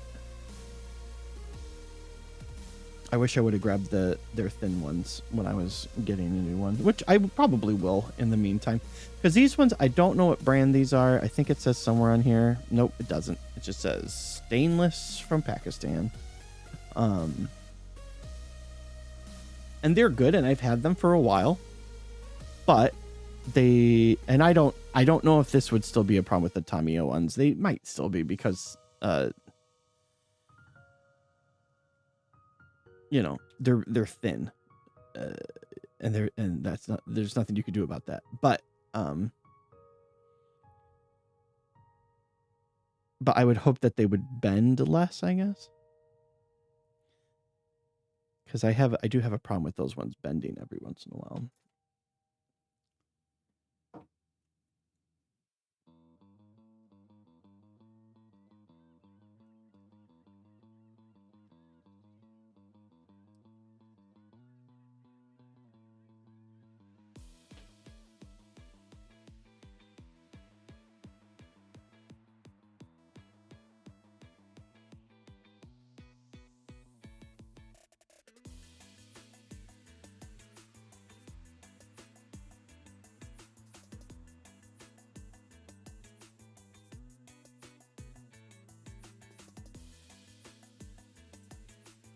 I will say too, sometimes with the eraser, it leaves some scratch marks that I don't necessarily intend them to do, which it's kind of annoying. But I find that the buffer is pretty good at getting those scratches out. The gray balancer, I should say. but I've also watched other people use the racer, and I'm not. I don't know if I do it correctly. I mean, put it this way: the results are always excellent when I'm done, but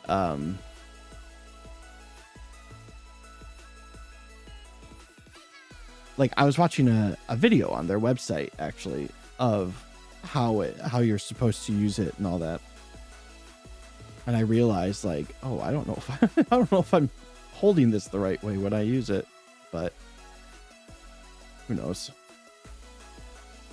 Probably doesn't really matter in the end. Okay, let's see. So it's like this, so I gotta do it like this, and then this. See, I have a lot of IBO kits.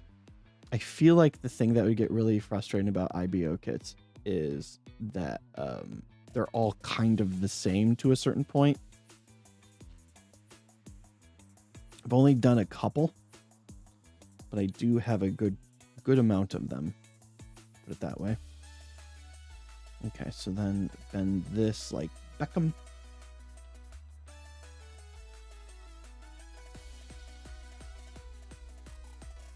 But I could see that becoming not a problem. Problem's not the right word, but you know, if every kit kind of feels the same. Is there? Oh, okay. That's weird. Okay.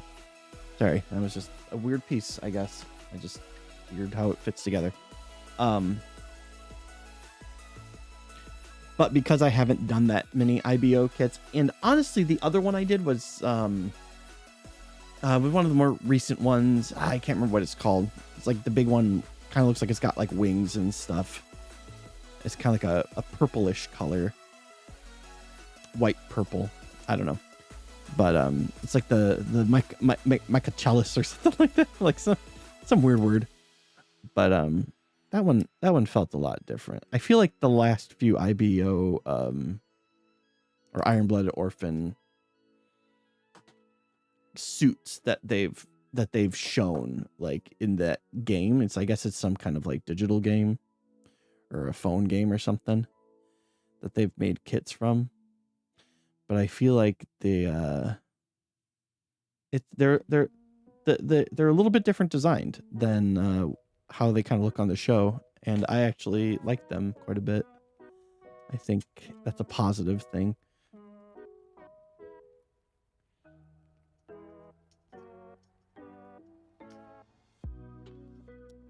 Although on that show, like what constitutes as a Gundam versus what constitutes as like a normal mobile suit is so like, is this a Gundam?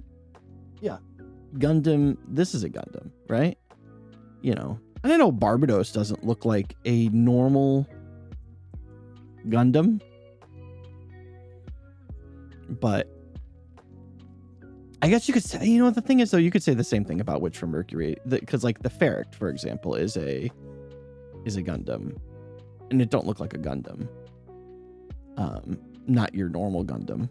Now, the Ilfrith and the actually I don't know how to say those ones, but some of the other Gundams that have shown up in that show, definitely look like your normal kind of Gundams.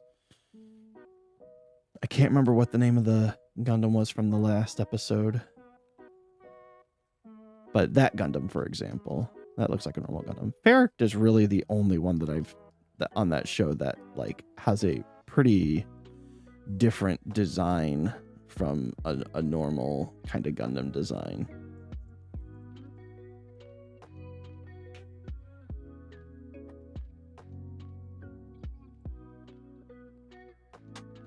I can get this last of this nub off without scratching it up too bad. Sometimes when you have them kind of like on the edge like this, they kind of fall. I don't know how to put it. Like they stay on the edge, and it's hard to kind of finish them off because they're too flat. I don't know. You kind of have to do it to understand what I'm saying. Okay, so we are here.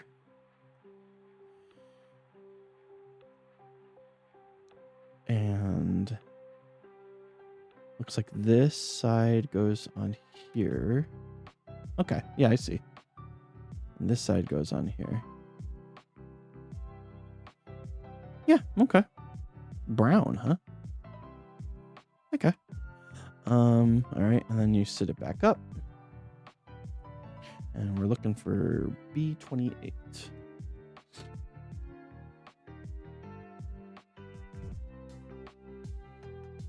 My sinuses are kind of bothering me. I'm thinking it's because I got this fan on behind me.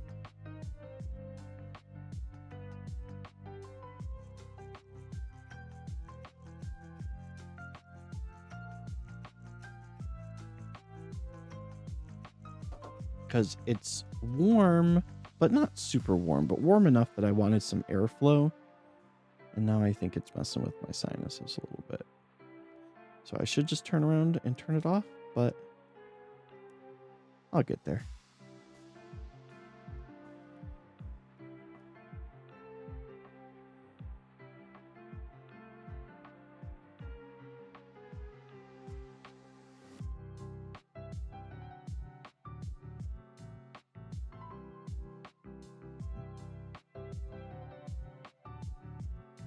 Buff, buff, buff. Okay.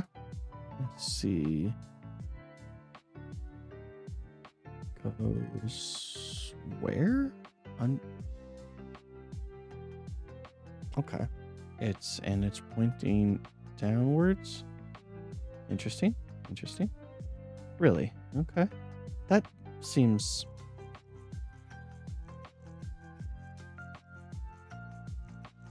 It feels off. Oh, there we go. Okay, that makes more sense. Okay. Now I need a P7, which goes like so. And now I need C20 and B26. Let me grab B26 because that's right here. Okay, and then I need C20. That's a thick thigh.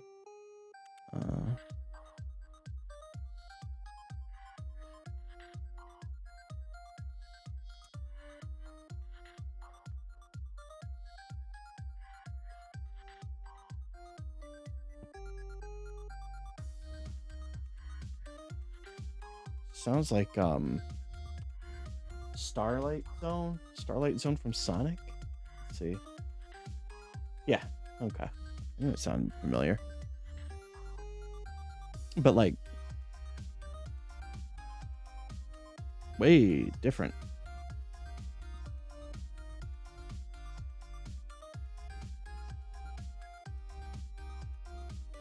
Like normally I'd be able to tell you Starlight Zone like right away, be like, oh yeah, that's Starlight Zone. But it sounds like they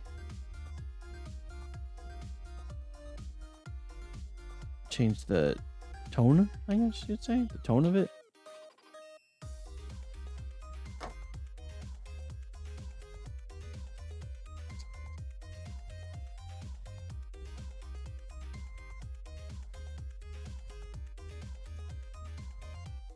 I don't hate it.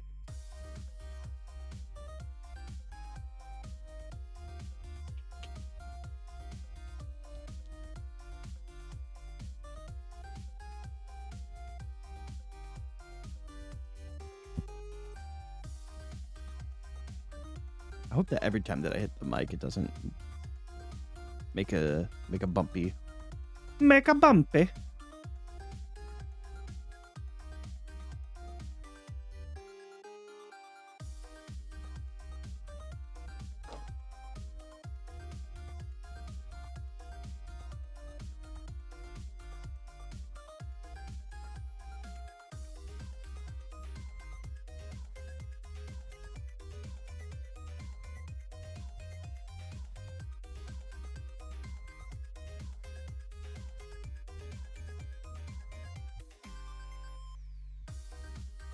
You know, I will fight to the death about how I think that the Genesis sound chip is better than the Super Nintendo sound chip. Like, maybe not technically. I mean, I feel like the Super Nintendo sound chip can do a lot more than the Sega Genesis sound chip. But, dude, the music, I don't know. It's so good. It's so good.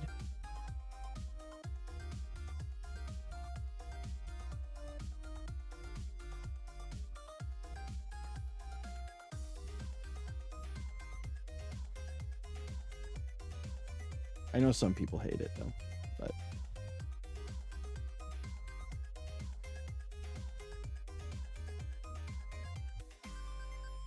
like they think it sounds like what was the word that I've heard used? I mean, other than obviously something like it sounds like trash, but it sounds too distorted. I think that's a good word that I've heard used for it. Which I get it. But I think that's also its winning point.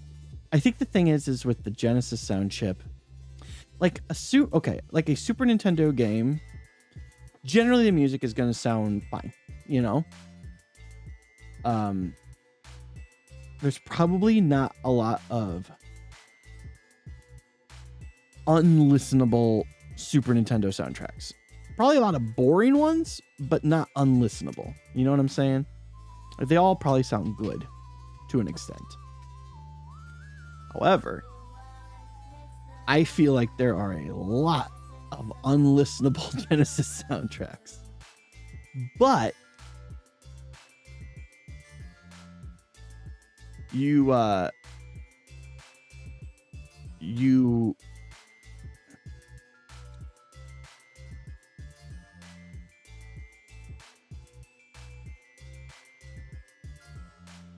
I think when a Genesis soundtrack is good, it is better than most Super Nintendo soundtracks.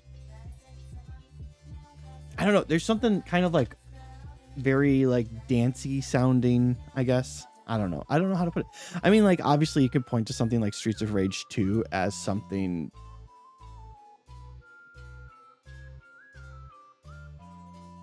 Oh, wow. Okay. So I'm looking at this and I'm like 29. I need 29. And so it says 29 right here. And all I can see is this because this piece is so big, it's actually blocking out that part right there. It took me a minute to realize that this itty bitty tiny little piece was actually 29. I was really confused for a second there. I was like, that's not going to fit anywhere on here.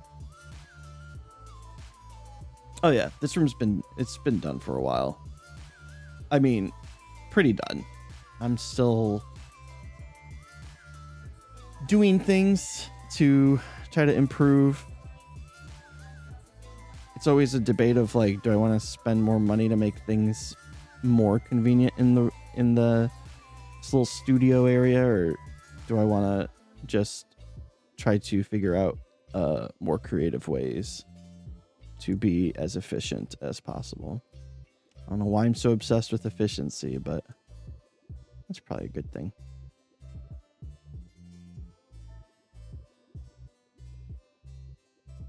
Funny part is I'm sitting here and I'm talking about all this music for the Genesis, and oh, I was gonna say nothing that's played recently sounds like a Genesis. Is this a Genesis version of What Is Love? It is. It is. Okay. Interesting. That's speaking of.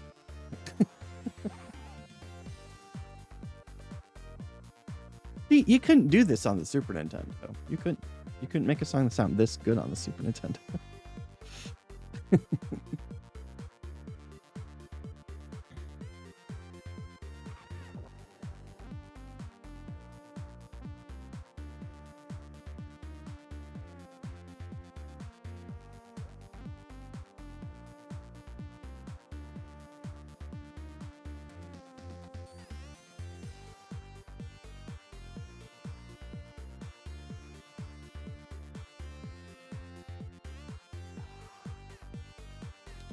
Oh, obviously. Okay. What a big leg. Oh, that's the end of the leg, huh? That fits weird. I don't like it when a part kind of slides in versus clicks in. Doesn't feel good, and it feels like it could just slip out. It does. Yeah, it does take a little bit of. It's actually fine. I just don't love it. How do you even... Okay, hold on a second here. How is this foot supposed to look when it bends? Oh, it is like high heel. Like, okay. I don't know how that's going to work out. It doesn't feel right. That's for sure. Whatever. Oh, didn't mean to throw it. That was irresponsible. I need a drink.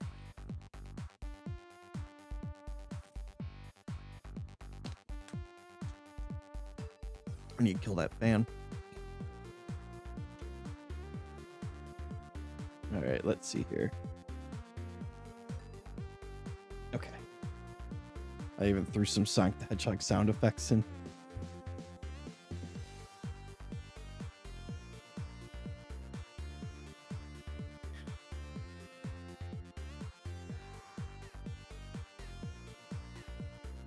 It's catchy.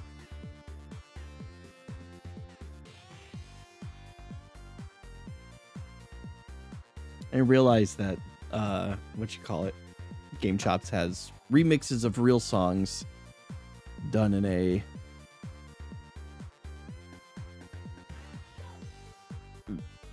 chiptune version. I don't hate it. There it is. Actually, I need to dust this thing off too a little bit. There we go. All that dust will kind of gunk up things, make it hard to actually sand it down the proper way. Let's see.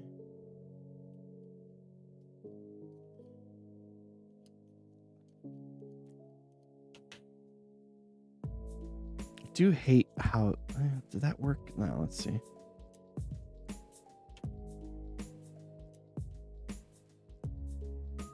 Okay, and then that's where the other part is. I wonder if I missed that on the other piece, because I feel like I didn't sand that part down before, but... Again. Now look to see how much of that part you can actually see in here. None of it. So, it doesn't matter if I sand it or not, but I'm still doing it because I do that.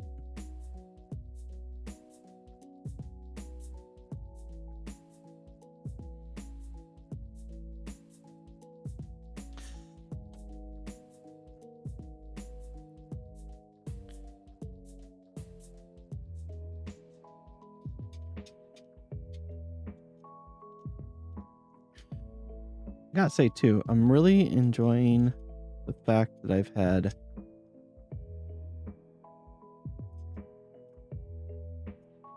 zero. I know this is very kind of behind the scenes stuff. I've had 0 dropped frames this whole stream, which never happens to me. I always have frames dropping all the time, and I don't. And to be fair, I am also streaming this for the first time on my main gaming PC. I used to have a second computer that I would stream from. That wasn't quite as built. I mean, it's a lot better than the laptop days. I don't know if anyone ever watched me during when I was using the laptop, but that was pretty bad. It would drop all the time. I would just look like I'm in like... I mean, it would get to the point where it would, like, the frames were so bad that it would just literally stop.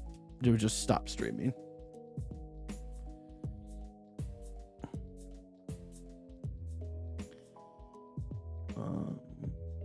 Let's see, A6.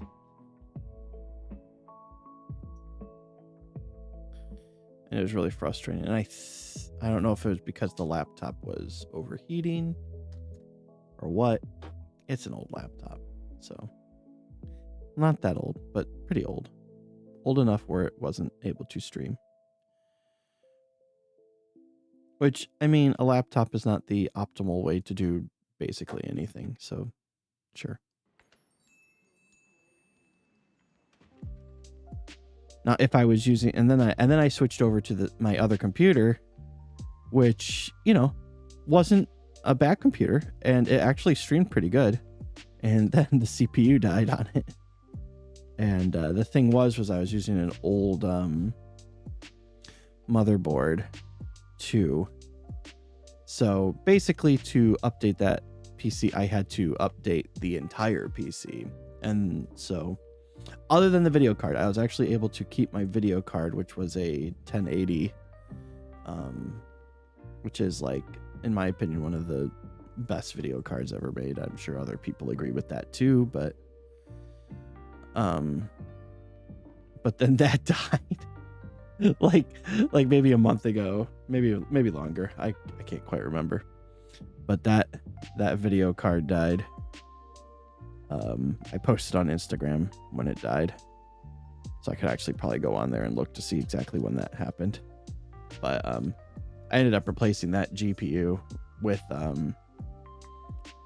3060, I think a 3060, like a 10 gigabyte 3060. And I'm sure that would have worked perfectly fine as another streaming computer if I needed it. But I didn't need it because I set up this studio area, and that's where my main PC is now, and that makes streaming a lot easier because I can just use my good computer. And it's always cold down here, so it always stays good temperatures. I don't have to worry about that overheating either. Not that I would worry about it overheating, because even when I was using it in the past to stream games, I never really had any issues with that either. So where am I? A9. Look how empty this sprue is getting. I'm liking that.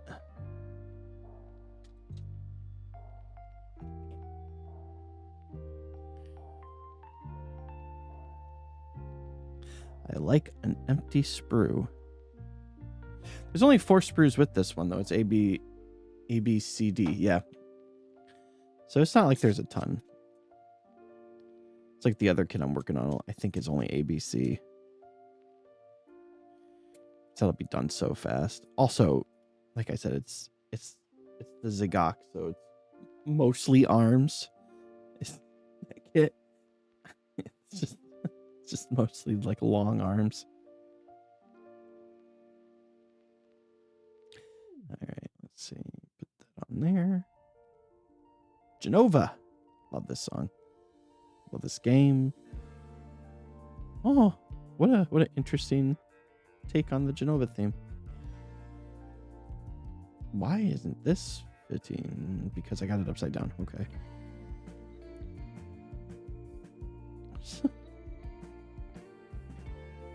I don't know what you call this sort of music, but it's an interesting place to take Genova, that's for sure.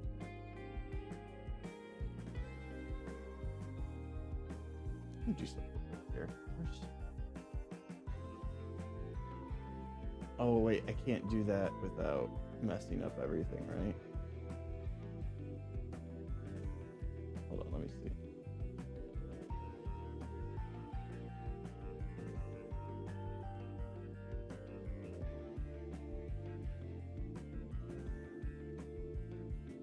Oh, that remembers the whole thing. Okay.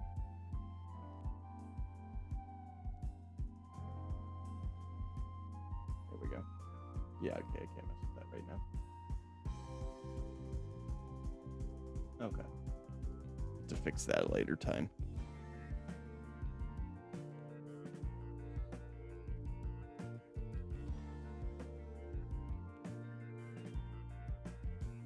You would think I would have tested that better, but I did not.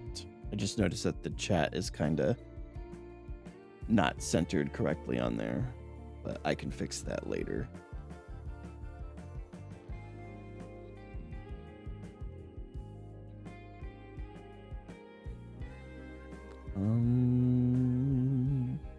Where was I? Here we are. Okay. A1 and A19. Ah, this is really almost empty. There's only one part left on it by the looks of it.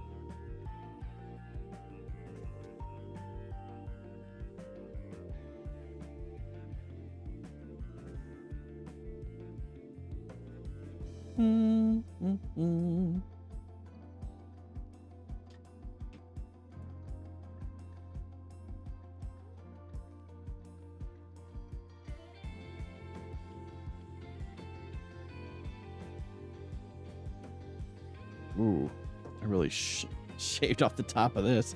I almost don't need to. Shaved it so close, I don't even need to sand it. It's super smooth.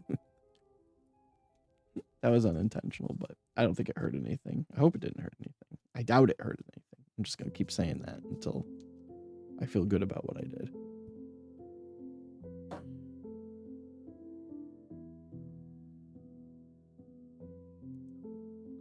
What is this from? This is...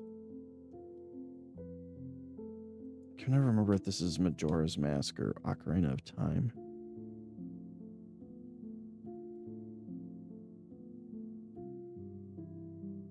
I do like this, though. It's going to make me fall asleep, though.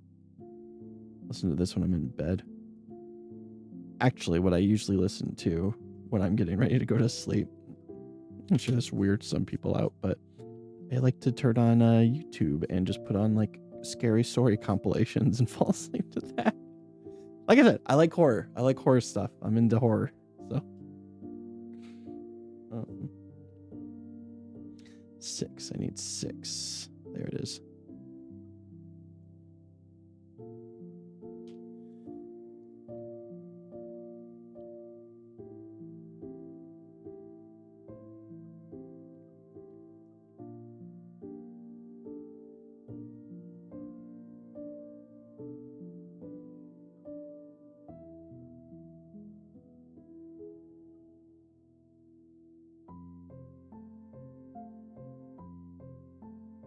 Although this song in the right context is actually pretty creepy. It's actually pretty creepy. Like, this is kind of a pretty version of the song, but I have heard this song used many times in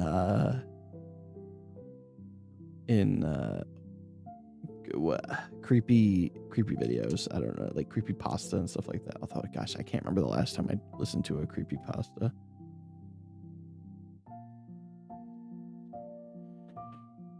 I think probably because a lot of people probably used it in the background back in the day of like the Ben Drowned story,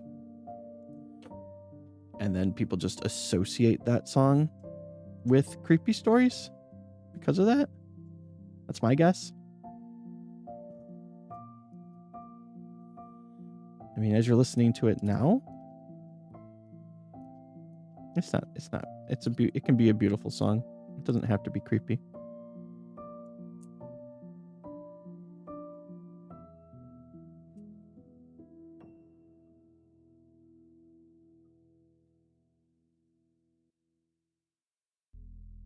This is not going clean. Okay, there we go.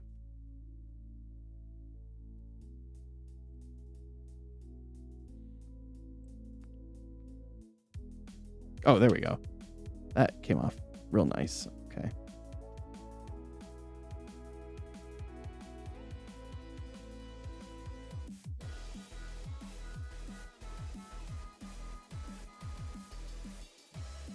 Well, that's a song.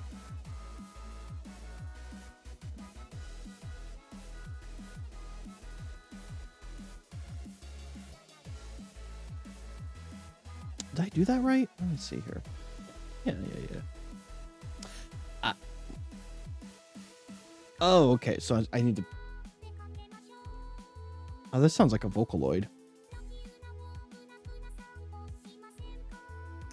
And I actually kind of feel bad if it isn't.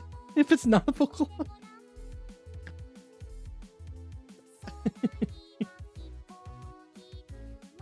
It's definitely a Vocaloid. There's no way it's not a Vocaloid.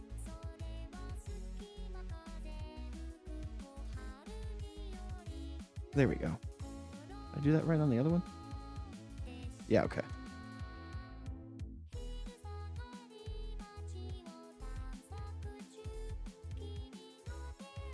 Does it say? Oh, it doesn't say.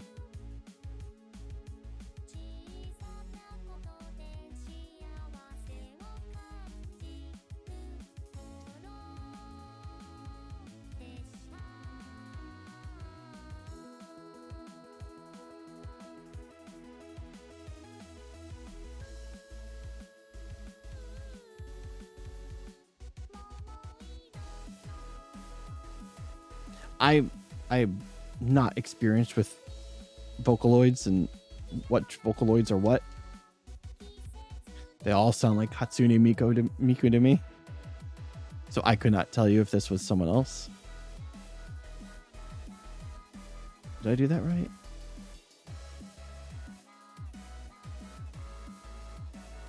Keep asking myself this question. Okay. Oh, because I forgot which side was which. Okay, my bad.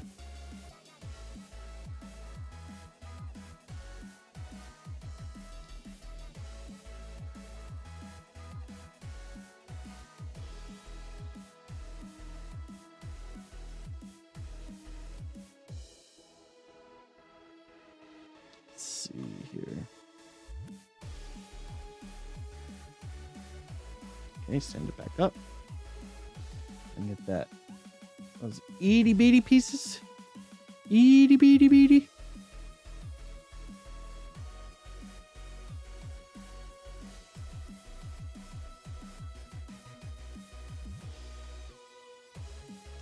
I wonder if Vocaloids would sound way more uncanny if there was like an English one. Although I think I have heard English speaking Vocaloids, and it did sound weird if I remember correctly.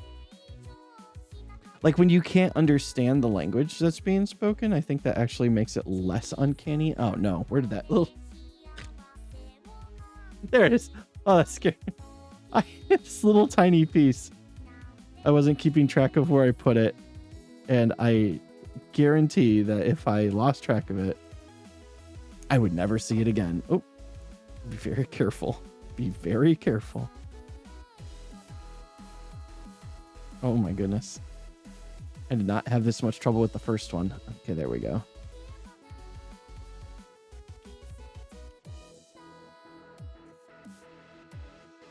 Now I just gotta turn it this way and do the same thing.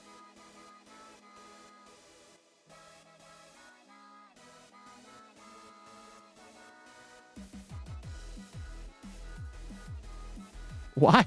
Why don't you get clean? Whatever. It's good enough. Again, once again, giving myself more trouble than it's worth.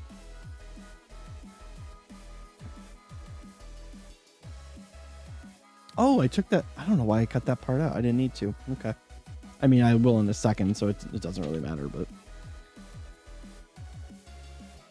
I don't know if anyone else ever does that, like when they're building something. Because okay, so when I cut something out too early, I kind of beat myself up a little bit, just like, oh, why'd you do that? Now you're never going to remember when you're going to put that back.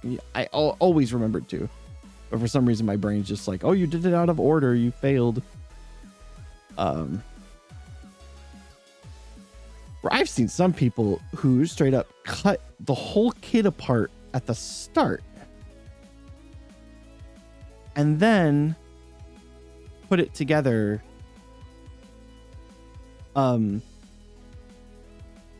Which blows my mind because I could never do that. There's no way I could do that. I'd screw up so bad if I just cut all the pieces out and then try to put it together like that. That's like building like Legos without the instruction manual, which I'm sure there are definitely people who could. Like people who just have like the natural gift of just being like, oh yeah, I could put this together without having to look at a manual. But I couldn't. I couldn't do it. I mean, technically you still have the manual when you're putting together the model and you're still using it. And I guess you can look, but I don't know. It's still weird to me. I couldn't do it. I mean, I guess I never know unless I try, but sometimes you see things that you're just like, I don't want to try. I don't want to try doing that.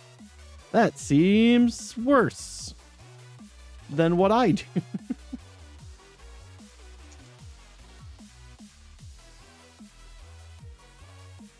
This is spooky, scary skeleton song playing right now.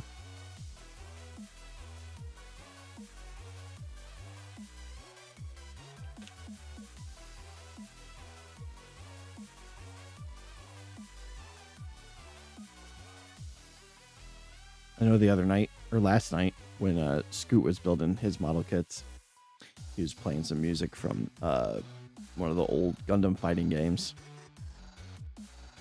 which had a banging soundtrack. It was so good. What was it? Endless Duel was the name of the game. So it's way better than it had any reason to be.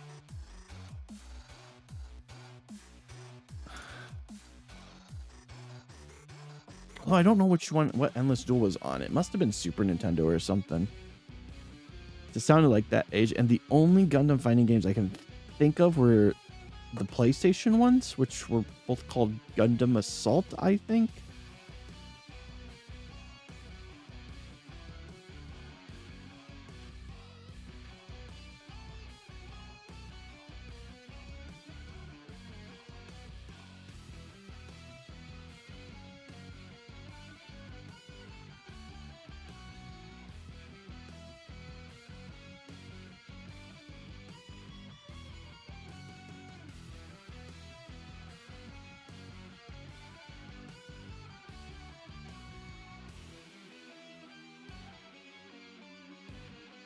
Which those were good fighting games. Underappreciated fighting games.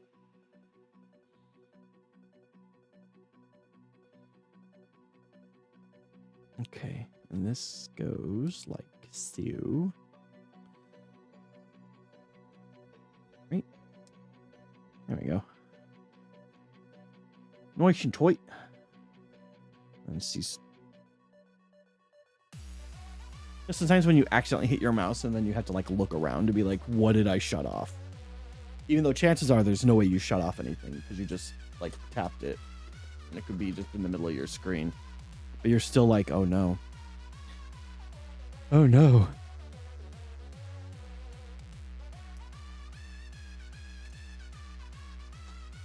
What have I done?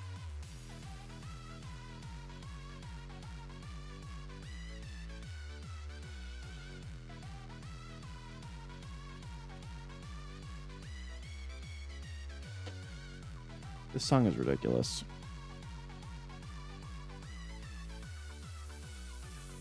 What's it called? Oh, it's an Undertale theme. Feel good.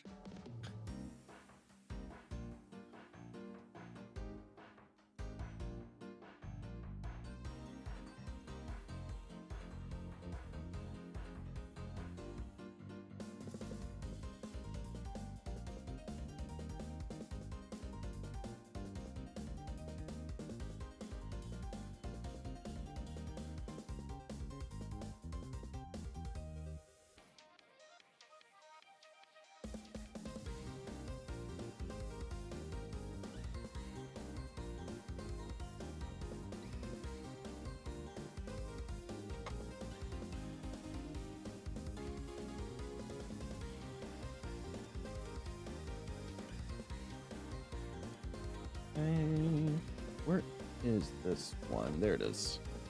I knew I remembered. Wasn't any place weird. It's a purple piece in the one purple area on the whole thing. What else could there be to this? I mean, okay, I'm looking at its hips and it's got some big hips. Big birthing hips. Just good for pooping babies.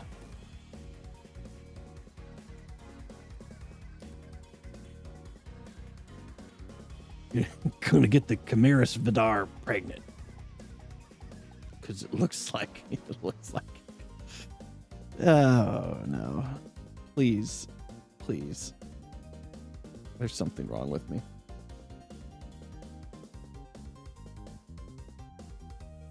Still don't like that. Still don't like it one bit. These feet are so weird. They're like the worst high heels. They don't really stand up on their own. I'm curious how it'll be once the waist is done and I can put that all together.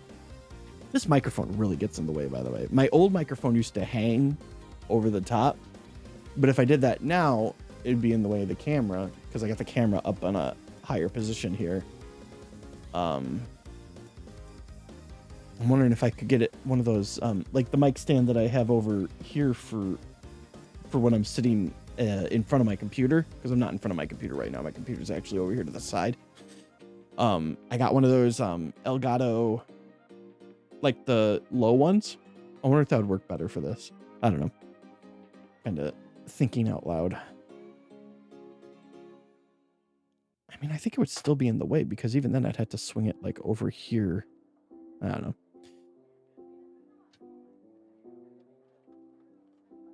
How are there more pieces on here? It says there's more. Oh, that's right. Because I cut off that one earlier and I knew I was going to forget about it.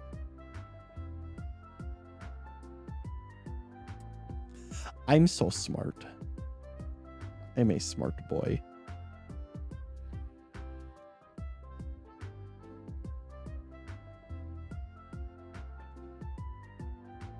Oh, it's empty. I can throw it to the side. I don't have the side right now. I guess I have to move stuff around to have the side. So, see, now that I think about it, I shouldn't have taken off of this over here.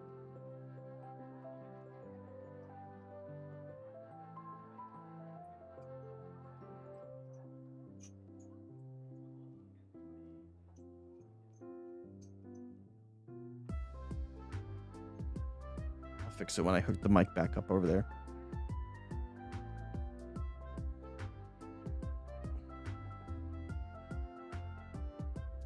Okay.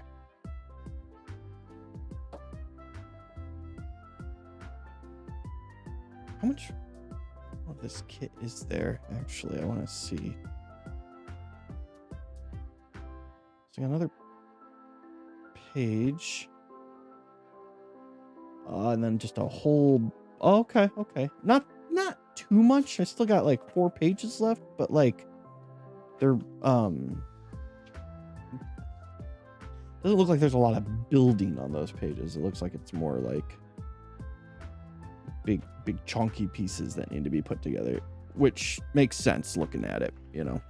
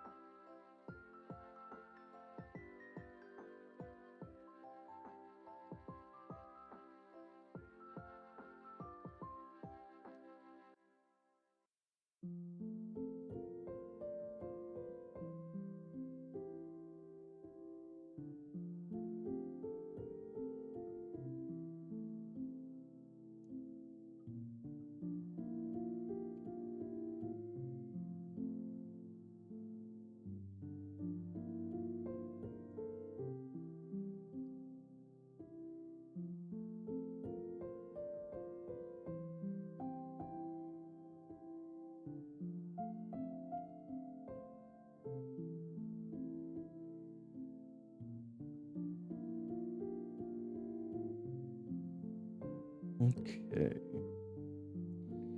Now how do these fit together?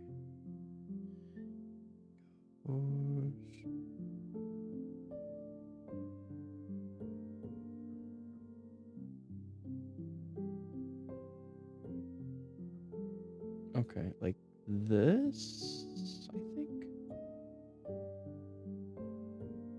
Yeah, I think so. That looks right. So then, okay, so then B9.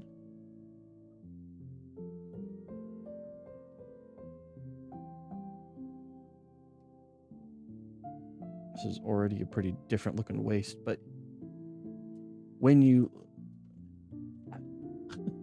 keep on hitting my other kid over here that's sitting, hanging out.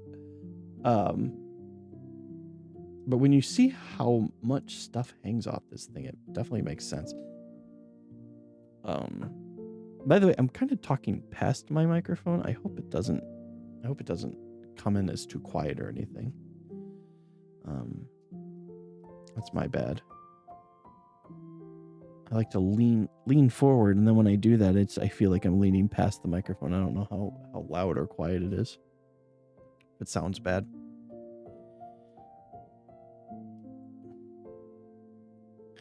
I guess I'll find out when I put it up on the VOD.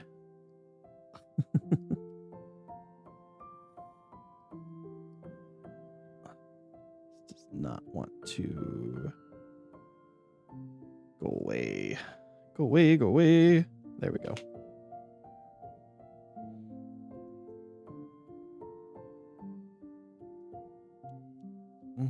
Good enough.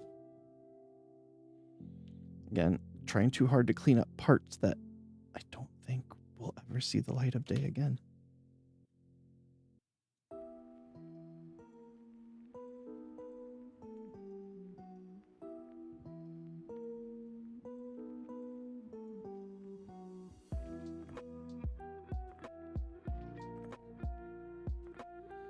Jeez, Agatha all along.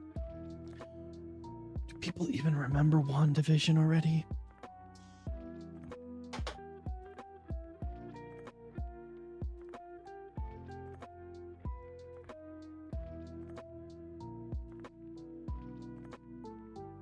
That seems wrong.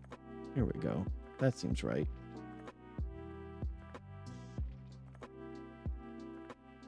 Yeah, that looks good. Okay. Next page. Get some of these off here. Gosh, I really hope every time I hit the mic it doesn't pick up. I'm going to feel so bad if it does.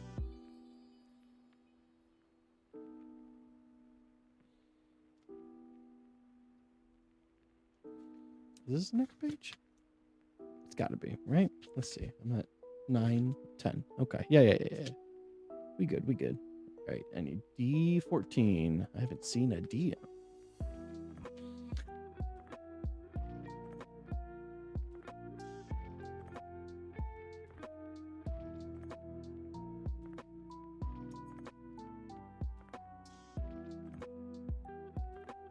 Just gonna skip right past that.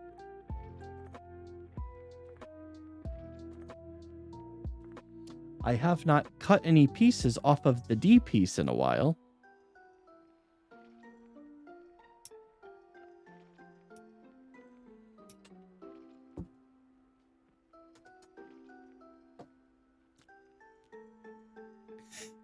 You ever see on YouTube they got those videos of people putting together Gunpla? It's a snap build, like just no painting or anything like that. I mean, I think some of them might have painting in them.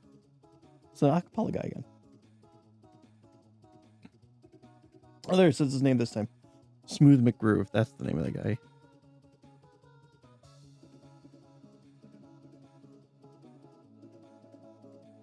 Oh, interesting.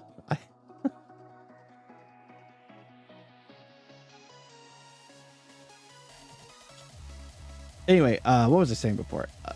Yeah, so they got these guys who do the Gunpla kits, and they do the snap build, and it's like fast forwarded, just but they have it all mic'd up and everything, and like it is very satisfying. I'm not an ASMR guy, but it is a very satisfying sound listening to all that stuff click together. And I'm wondering how they mic that up, because I know, you know, I don't ever really hear that on anyone else's stream or on my stream or anything, the sound of the clicking of cutting it and everything. So obviously it's mic'd up in a special way, but I wonder how they do that. I'm sure it's probably a very, okay. Perfect example of when I need to break this out. So let's see if I can cut this down as much as I can.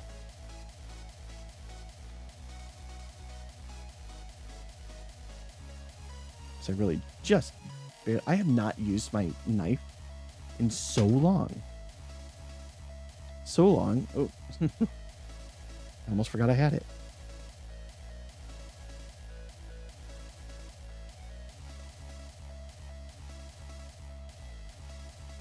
But yeah, it is just a little bit too narrow for the racer to get in there. That's why it's good to still have that sandpaper laying around.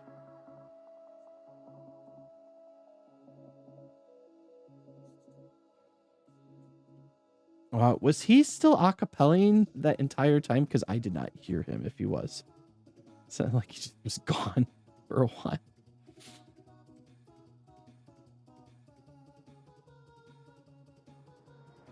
All right. I see. Got some junk in his trunk, that's for sure. Okay.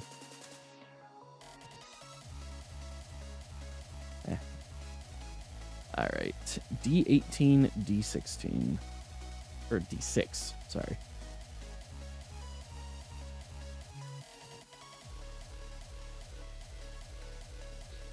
So when I'm done with this kit, I'm not sure what I'm going to do with it because, like I said, the case that I have for my kits are... Oh, you know what? Actually, I have a spot down at the very bottom of the kit where I have where I have a couple other IBO Gundams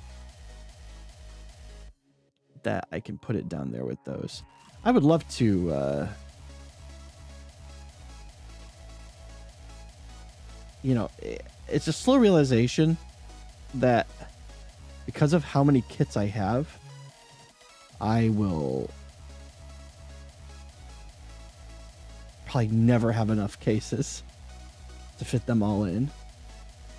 I should probably just get like bookshelves and stuff. That'd probably be more efficient than like nice glass cases and stuff. Like you see, what's that dude on YouTube? Mecha. I can't. You know what I'm saying? Mecha Gagatsu or whatever his name is. Like how he's got bookshelves and everything. The only thing about that though, it's like I do one thing I really like about the glass cases is it keeps dust off of the kits for the most part, more so than just leaving them in the open air like a bookshelf would. And the thing is like you don't really want to have to dust those. There's some of these kits are so fragile.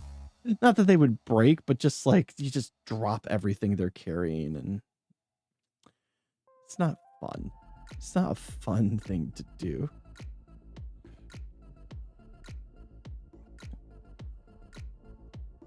All right, let's put the stickers on before. Okay.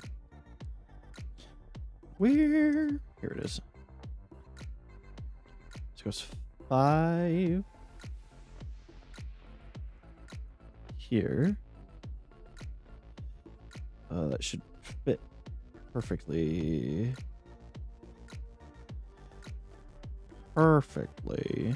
Good enough.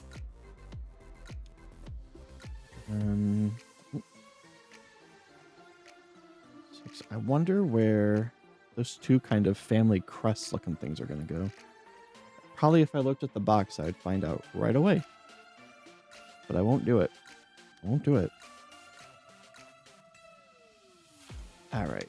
And then how does this fit on here? It looked kind of wonky. But maybe not.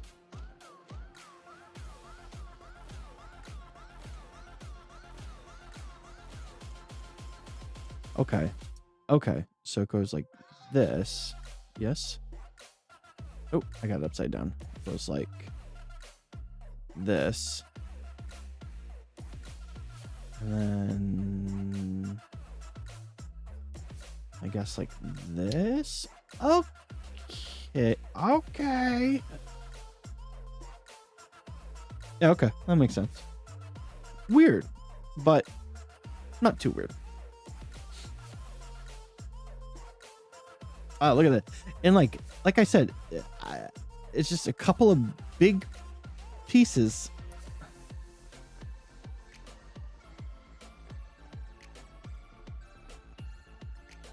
Left on here. It's got such a big waist. It's not, I guess the waist isn't big, it's just like got a lot of components to it. I guess is a better way of putting it. Oops, I knocked over a leg. That's okay. Components. Let's see.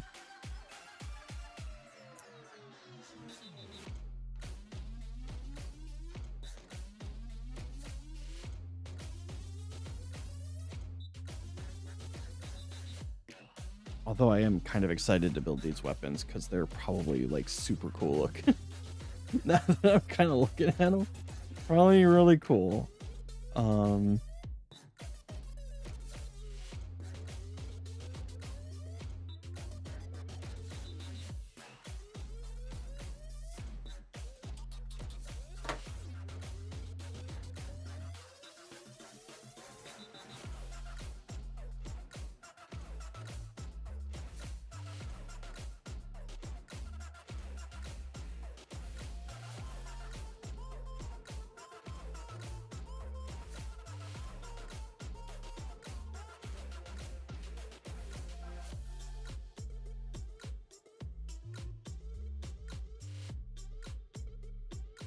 There we go. Any stickers on this thing? No. Okay. Didn't think so. I'm betting those couple of stickers there probably go on like a shield or something.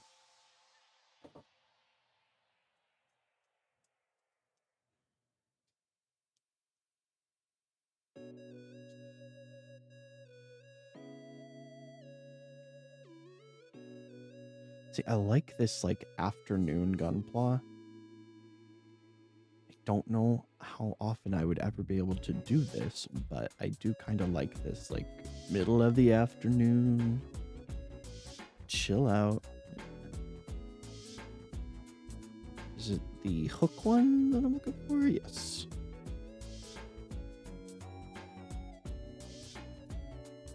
How's this go? Right here. Okay.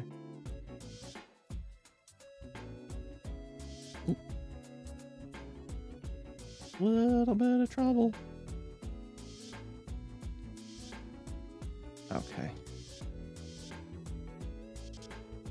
Interesting. It's got like a peg on it that makes it look like it would stick to something, but it doesn't. It doesn't have anything to poke into. Yeah, it doesn't even look like, looking at the torso of this thing, it doesn't look like it even has anything, so interesting.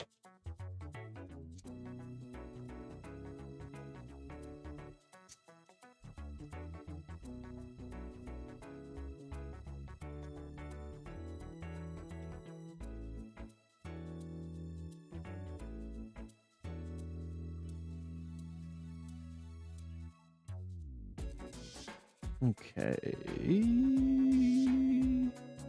Just realized I didn't clean this one up yet. I need to clean this first.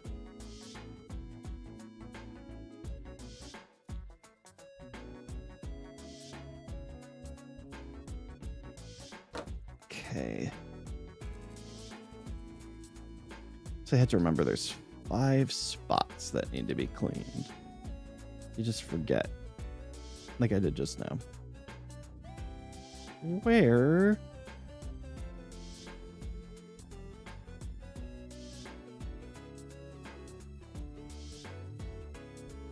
I mean, the thing is if you cut it so good that you can't find it, I guess that's a plus.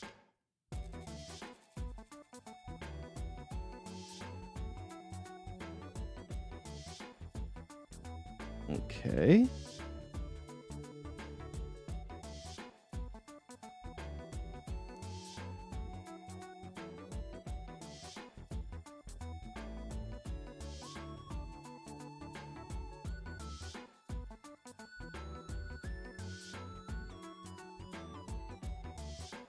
I guess the thing is one thing that's nice right now is that I don't feel like I'm pressed for time for this. So, whoa. Whereas usually I feel like I'm trying to get this done before my time runs out, because usually I'm building on like a work night or something. Instead of feeling that way, it just feels stress-free. Like usually, okay, I gotta do 3 hours. I gotta do 3 hours or else There's no point. Yeah, it's fine. We're all fine here. How are you? Okay.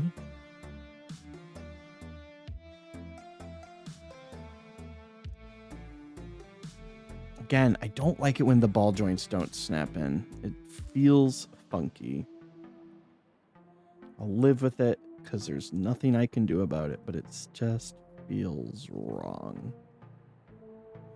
This is weird too. It's almost like not centered. Oh, okay, there we go. It's just because you can move that way.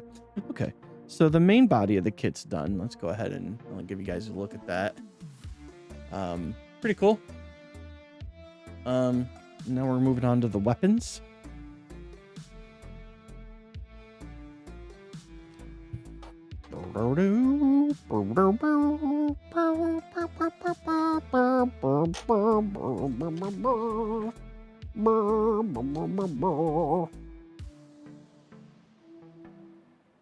Oh, okay. Yeah, it starts at the bottom here. Okay. I was like, what? What? What in tarnation? All right. B11. Oh, and it's 2. I built 2 of these. Okay.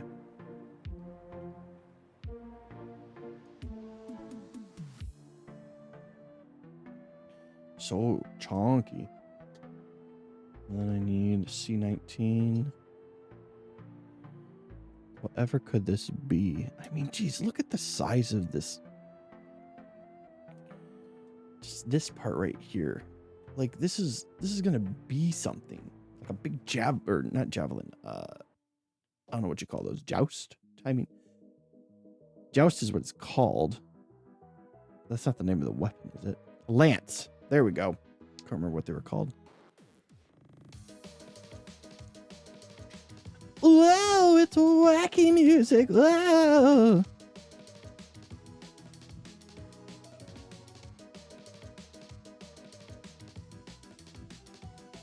I don't know. It says Jevel's theme.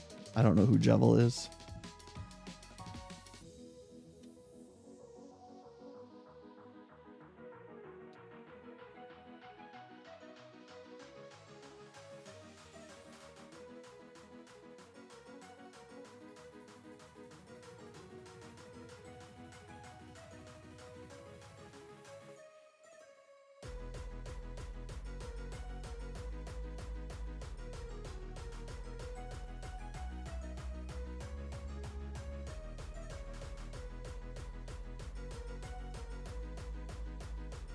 It sounds like the music from the Happiest Madness game from Newgrounds. Anyone knows what I'm talking about?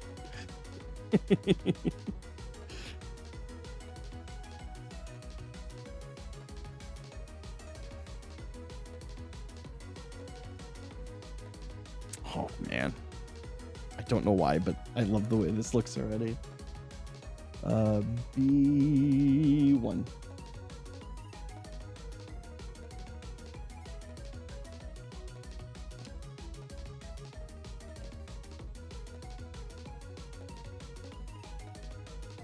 I can see where the sticker's going to go. On the sheet here.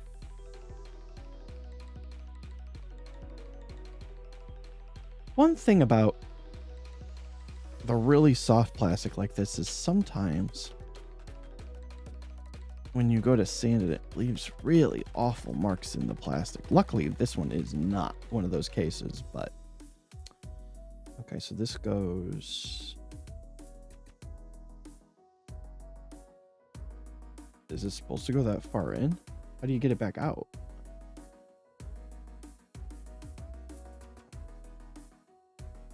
Interesting. Okay, so I see you can kind of push it. But you probably don't. Ooh! Maybe you do push it all the way in. I don't know. Okay, anyway. B12.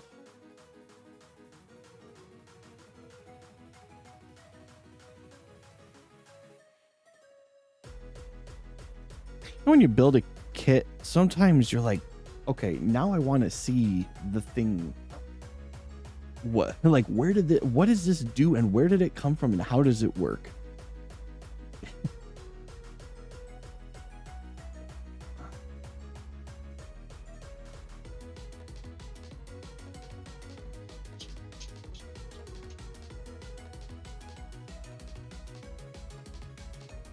And I definitely get that feeling with this one. I'm like, man, you know, sometimes you get a cool looking kit and then sometimes you just get a cool looking weapons and you're like, man, I want to finish watching this show now so I can see why these weapons are so cool. Okay. No, it does go that way. That makes more sense. Oh, it goes on the higher one, huh? That really fit? Wow, that just fits. And then I see this family crest on here. And it fits on there. How fancy.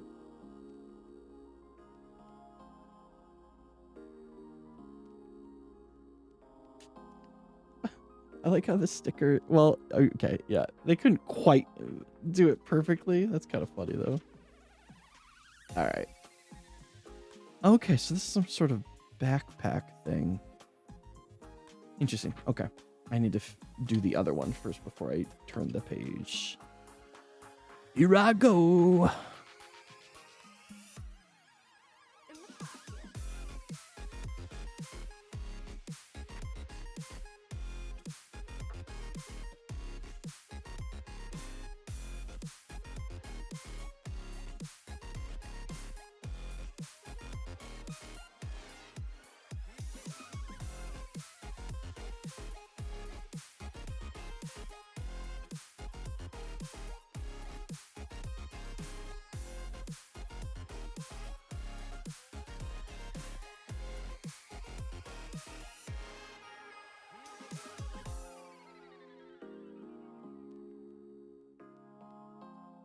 A little dust ball floating around here probably came from the inside of the box for this kit, 'cause it took me so long to finish building it.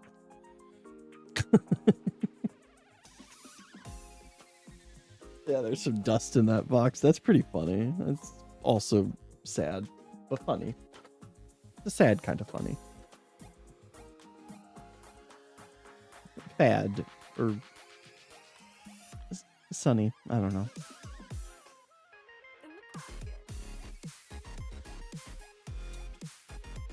It's a Mario. I heard a Mario sound.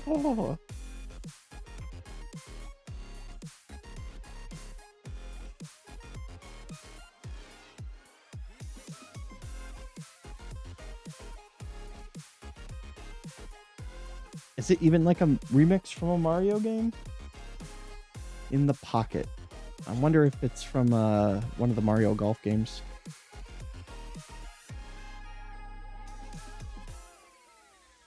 Although,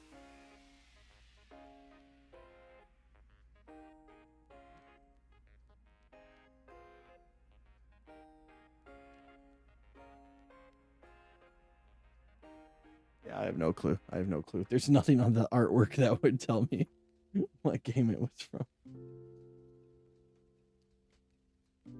Oh, I already like this.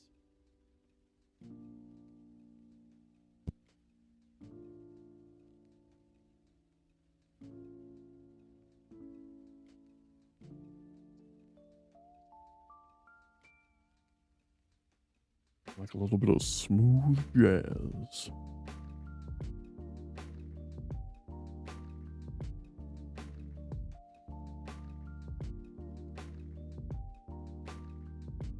Why does this look off? I guess it's fine. Yeah, okay.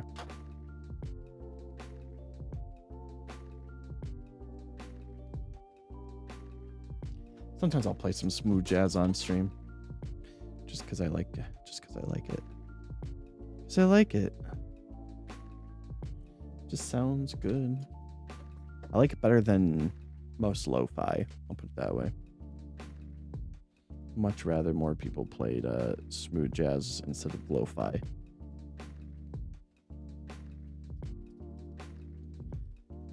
I say this as I'm literally listening to video game lo-fi, but I just love video game music.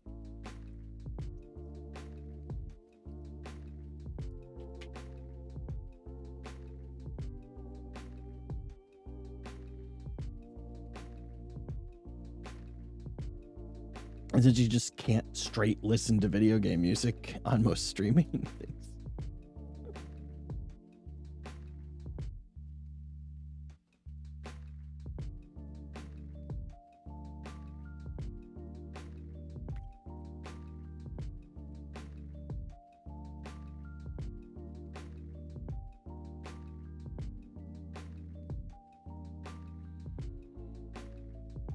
I'm just thinking, I just changed some of my sound options. I hope that the music will still be able to be heard on the VOD, but I might have muted it.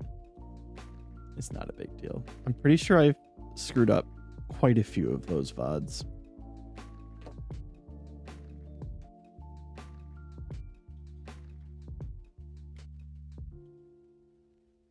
But people don't really watch the VODs. It's not a big deal. I mean, who's going to sit down and watch 3 hours of a person basically talking to themselves, right? Nobody.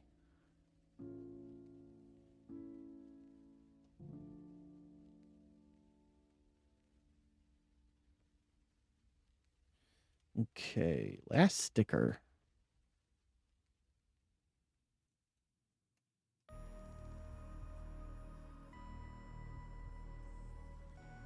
Metroid.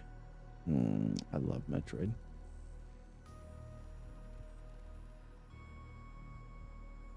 I don't know how many people agree with this. I don't feel like it's a lot of people.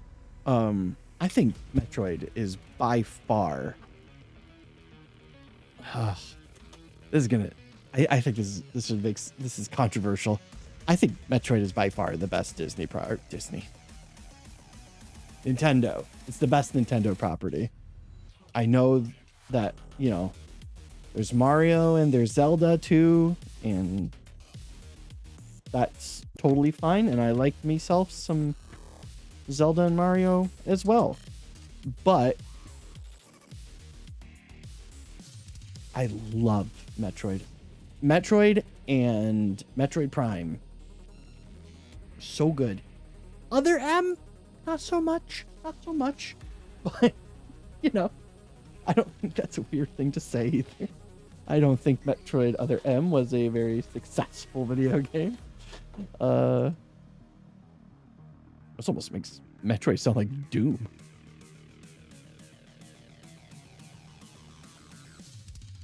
Did you know when you beat the Metroid that you find out that the Metroid is girl?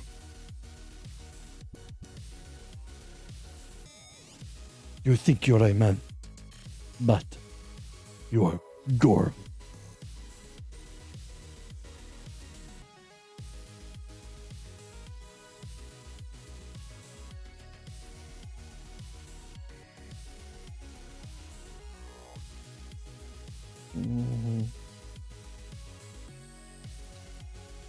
Should be another C4. Oh, there it is. Okay. A little confused there, but I got it.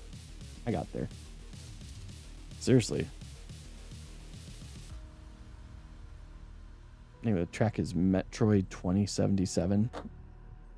I see it. I get it.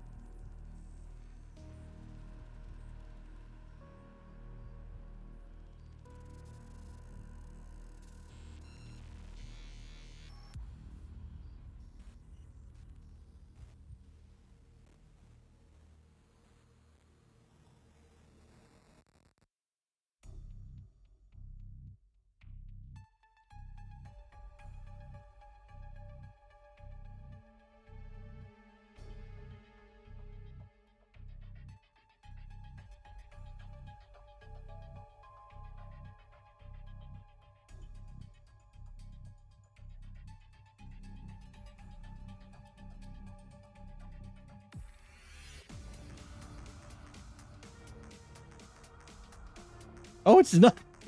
Oh, 2 Metroid songs in a row. And it's the same Metroid song remixed.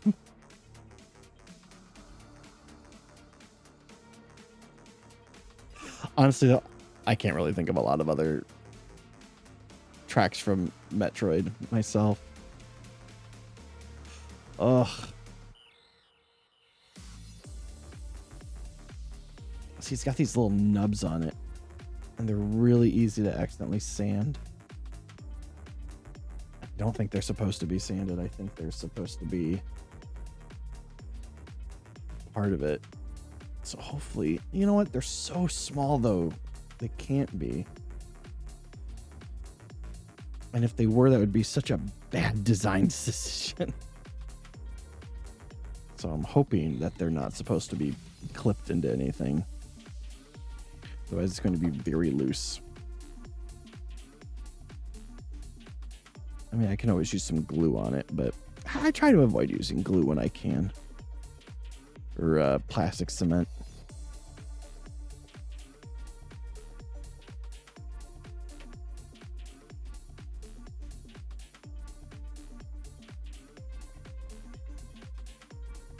All right, let's see here. So we got the taller one here.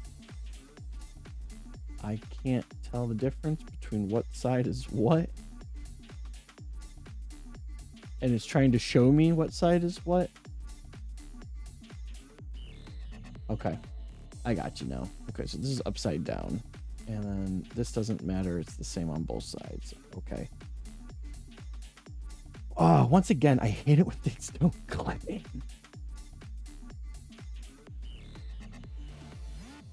And this, you need that side pointing out. There we go. That side clipped in real nice. Oh, there we go. Okay. I'm happier now. That's better. I was going to laugh if it was another Samus one.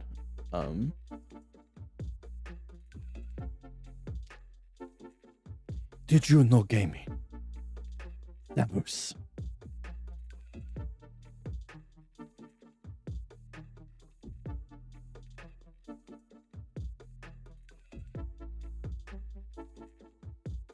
Five and 6. Okay.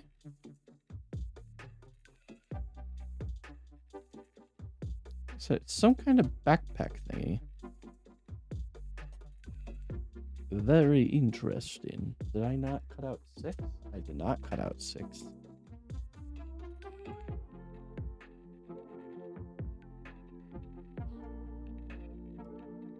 Ooh, that was scary. Started rolling off the table. All right.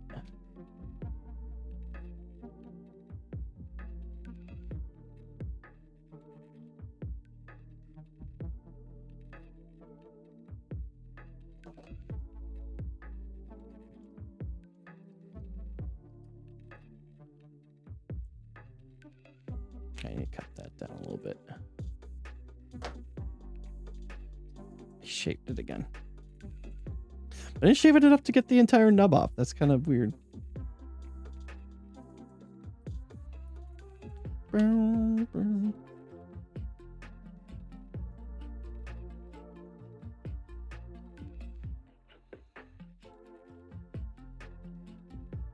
really need to replace those. Here's the thing, guys. I'll show you this in just a second here when I'm done. I've done buffing this piece here. Let me show you something. And it's stupid. It's a stupid thing. Maybe I'm being too cheap. And considering these things are so cheap, I think they're like literally like 3 for a not terrible price. I can't remember if it was 3 for $1 or 3 for $3 or something like that. You know, nothing super crazy. But I know there's a third piece here. Let's see. After I put this together, I'll show you guys something. That's really dumb. Especially considering I keep on saying, I should replace these. I should replace these. You're going to be like, yeah, you should. There's no reason not to.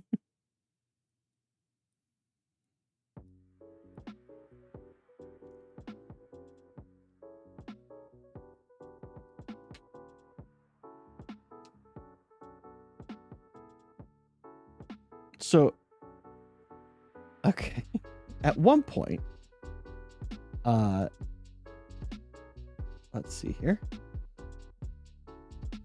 At what point, on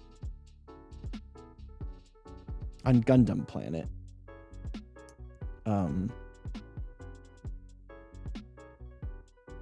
they were doing this thing where if you ordered a certain amount of product, you would get a free balancers to go with it. And I think you'd get one of each is what they were doing. And okay, so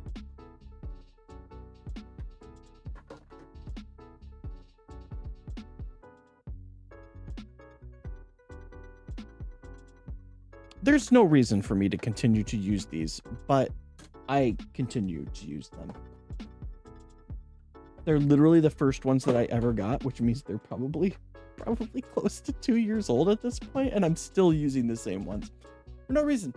No reason at all. Sorry. Didn't mean to stretch and yawn like that. I moved a little bit, and all of a sudden my body's just like, yeah, you do that. You do that, buddy. Let's see here.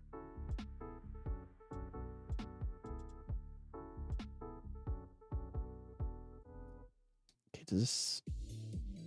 another ball joint that doesn't snap in. I hate it.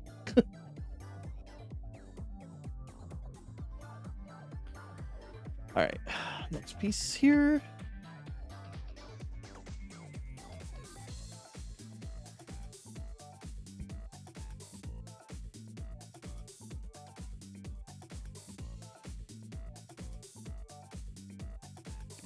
Tapped him in the head.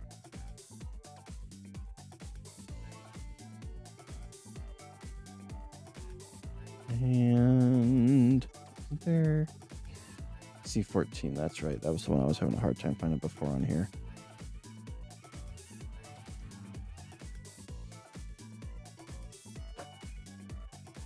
Weird music.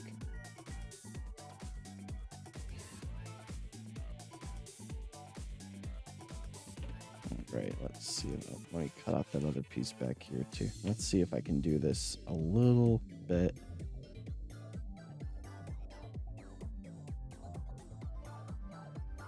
Better than last time.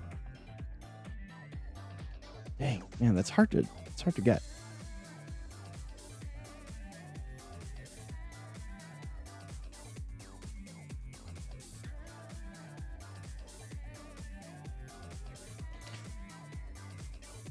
Hard, but not impossible.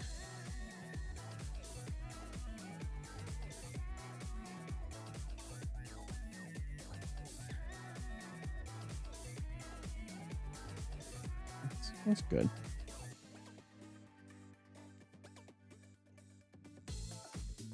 Oh, that worked really great that time for some reason. Sometimes it just works better than other times. I don't know. I'll tell you. I don't know what to tell you. I don't know.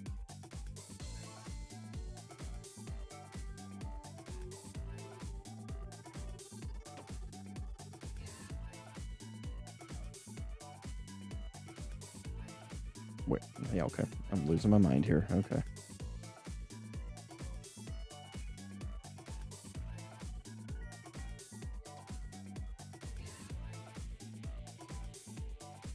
This one's not going as easily as the other one did.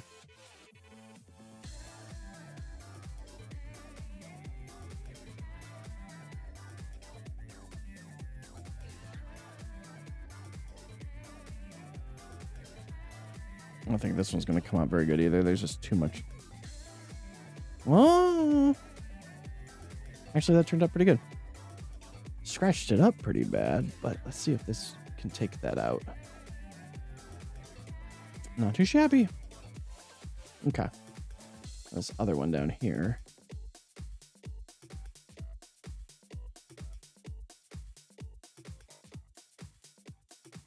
That one came out wonderful. Scratched it up again. But you gotta do what you gotta do, man. And it buffs out good. Like I said, buffs out just fine.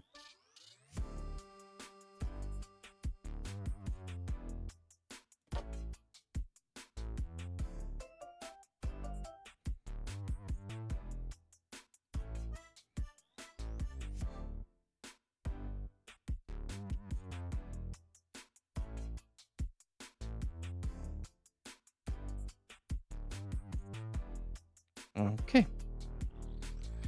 And it goes We want this part sticking out. So, okay, I clicked. And we want this part on the bottom, but it's the same, so it doesn't matter. And that clicked. We go. We go. All right. Oh, so okay. So this doesn't even count as a weapon. This is something. Did it say what it was on the sheet? Usually it does. Backpack. Okay.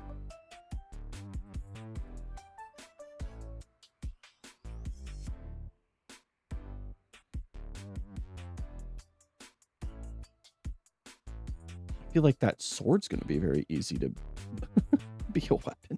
Just a sword. It's a sword. That's what it is. It's a sword. C18. Here we go, right here. How much more do I got on the other one? Okay, I see. That's part of the hilt. Is that the last piece on there? No, there's a hand. There's a hand piece on there too. So that's why I didn't throw D away yet either, because there's a hand part on that too.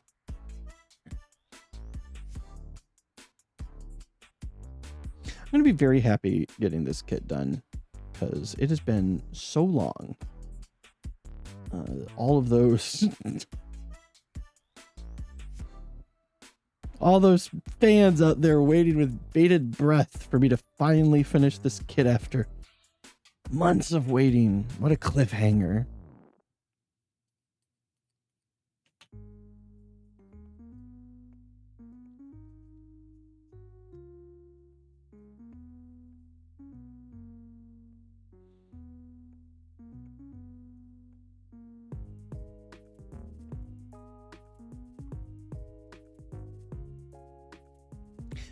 I don't know if anyone remembers, there's a game for the PlayStation 1, and this is kind of totally off topic. There's a game for the PlayStation 1. Actually, there's two of them. They made two of them called Medieval. And like, I have like very fond memories of that game, but I have probably not played it since I played it. And the thing is, if I remember correctly, all I ever played was a demo of it. But I don't know if anyone else has like really fond memories of that game. I feel like they remade that game not that long ago, and I don't know if the remake was any good. I never really heard anything about it, which is kind of sad. But I want to play that, and I want to play that game again and see if it's as good as I remember it being. I mean, no game's ever really as good as you remember it being, unless it's from the last like 10 years or so. Because maybe your nostalgia goggles haven't like kicked in yet, and you're not like, man. Which, you know, anyone who talks to me knows that I'm always very cautious about things that come from nostalgia, because it's like, you know, sometimes it's disappointing. A lot of times it's disappointing when you go back to it. A lot of times it's disappointing when you go back to it. Sometimes it's not, but most of the time it is.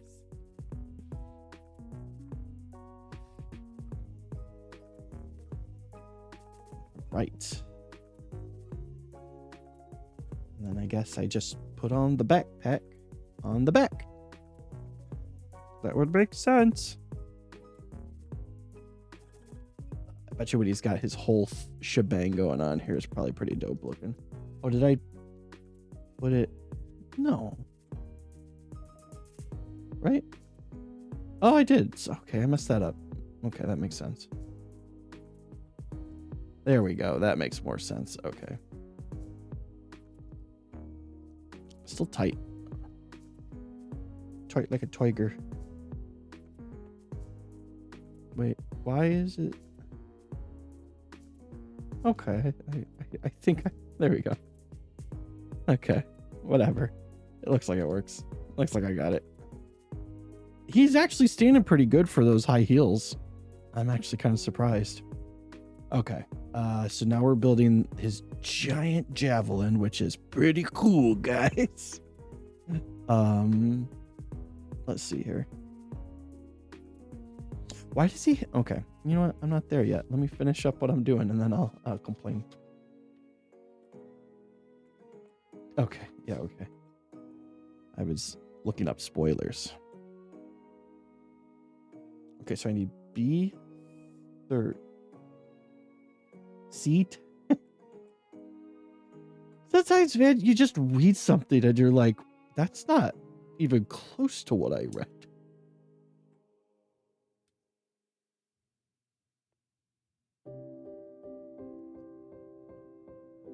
Wow, it's got a lot of attachment. There we go. I mean, it is a big piece, so that makes sense. Oh, that's why I said that, because this part here that I need. Get off me, bro. All right. Okay. I see. You're very thick.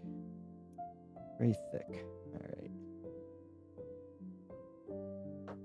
And I need you.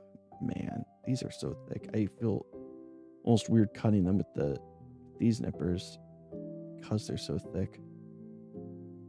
I don't think I normally would, but whoa. It's just kind of my method. All right. Method of mayhem. Right, bro. Tommy Lee. Is this gonna work?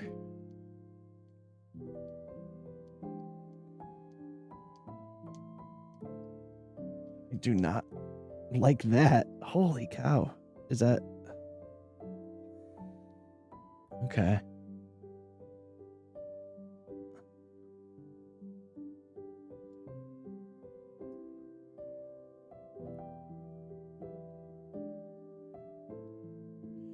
There's no way to really kind of like get down in there with it. I just kind of got to whittle it away. Is that going to be visible? Do I need to care as much as I am? It doesn't look like it. It looks like it'll be underneath the thing, so I don't really need to get it perfect. That wasn't never going to be perfect. Holy cow, it's such a thick nub.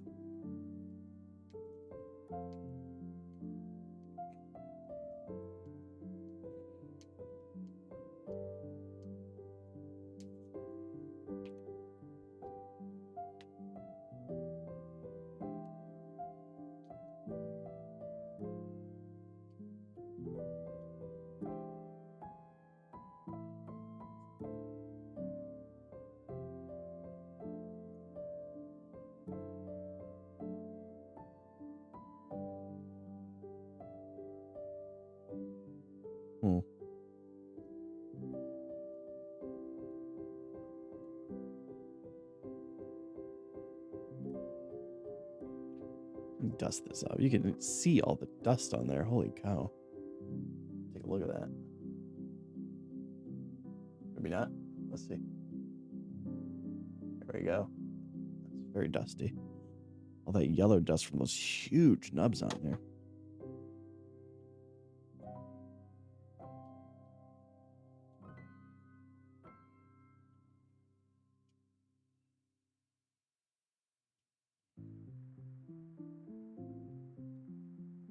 A nice little piano songs going on right now. I like the...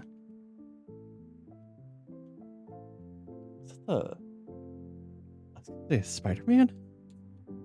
Spider-Man?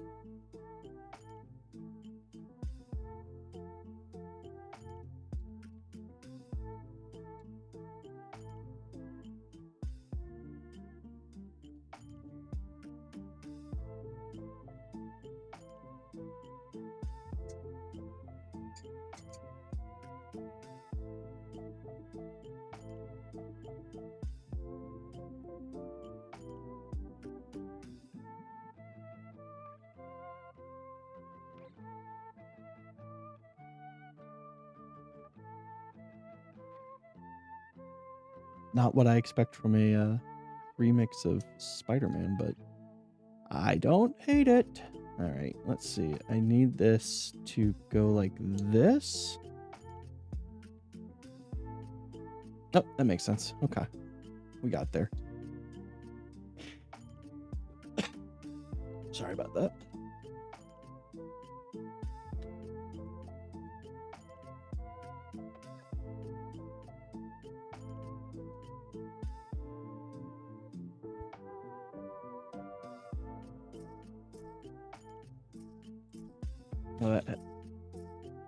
He fell. Guys, he died. He died. He's back. Actually, I can take this. This is gonna go in the garbage too. I wish we had like how they have in Japan, how they let you recycle sprues. Like you could send it back to the company and then they can reuse it and stuff like that. That's pretty cool. I wonder if they've ever thought about making a factory here in the States. I would love that because I really want a Neo Xeon and I'm never going to get one.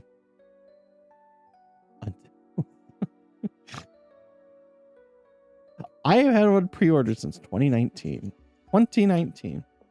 The only reason it was pre-ordered was because they were supposed to get a bunch. They didn't get a bunch. And they asked me if I wanted to keep my pre-order for when they do reprint it. Because at the time they were reprinting it fairly often. It was still a newer kit. And the apocalypse happened. And they still haven't reprinted it. They've come out with a bunch of premium Bandai versions of the white one, which is awesome, but it's not the one I need. And I guess they reprinted a few in Japan, but they were selling for $500. And here's the thing. My pre-order is like $250, which is half as much. And I know whenever that kit ever gets reprinted again, I will be there the moment I hear about it and be like, I got it pre-ordered. I know my pre-order's like 5 years old, but you need to respect it. Oh, man. I wonder if they do ever decide to do a reprint of it, if the place that I pre-ordered it from will try to hike up the price.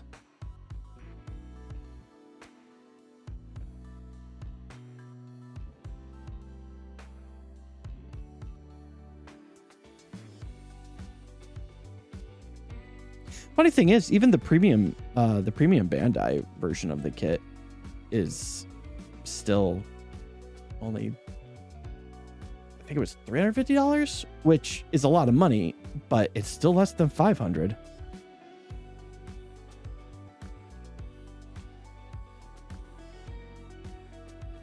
Oh, this is so cool. I love this. This is really neat. Okay.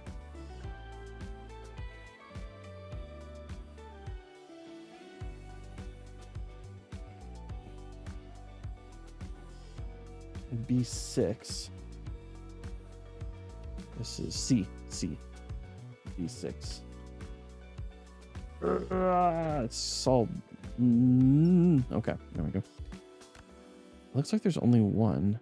So I guess just one of these goes in his kneecap? That's interesting.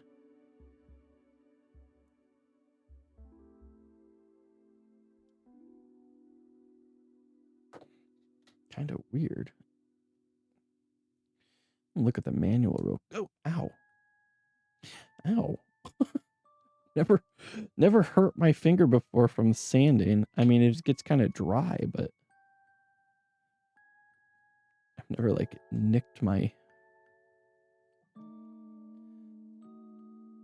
finger while sanding. All right, I want to check this out for a second here. I want to see what the kneecap thing looks like in action.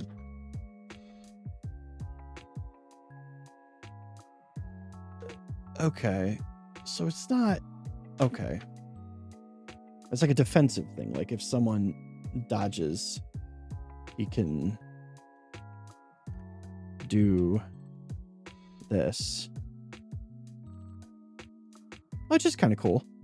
I can see that. That's really cool. I don't know if I displayed him, I'd display him with it on there. Maybe like jousting forward. Man, that would be so cool, except for it would take up so much space. That's okay. Oh, and that's why. Okay, and this makes sense too. So the reason I was saying before that his kind of waist area has a nub on it, that I was like, they're not using that nub for anything. So, and then you know what the thing is there's also Kimaris model, and I was wondering if maybe that had something to do with it. Is like if the regular Kimaris isn't as Is that it? Is this one done? That one's done. Nice. Like I said, there's something about finishing up a sprue that's always very nice. Anyway, but yeah, so apparently to holster or sheath this sword here actually fits into that nub. Kind of in a strange way. Interesting to see how secure it'll be.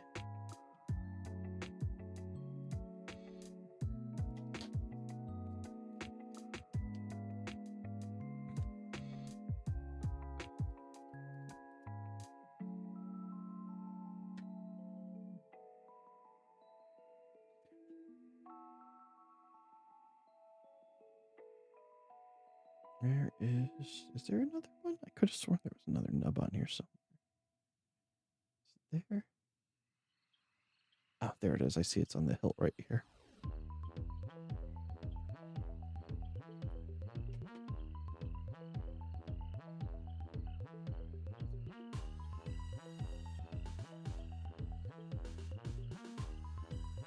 So it's supposed to go, okay, so you're supposed to take this off and then holster it like so.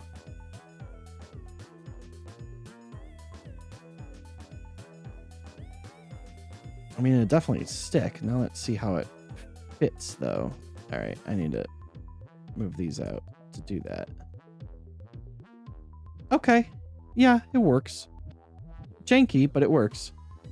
Gosh, the thing is like, it's really cool, but man, it really... Okay, that's not working. Okay, so let's see here.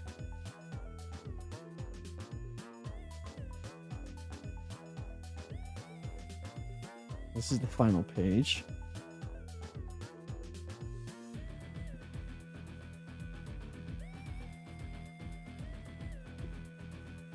Oh, okay.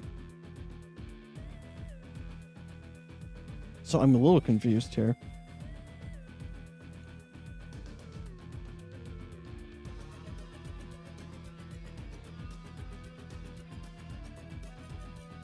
Oh, okay. Okay, yeah, this is definitely how I would display it then.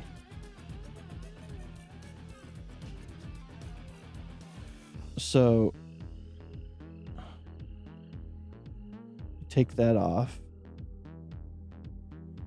You let you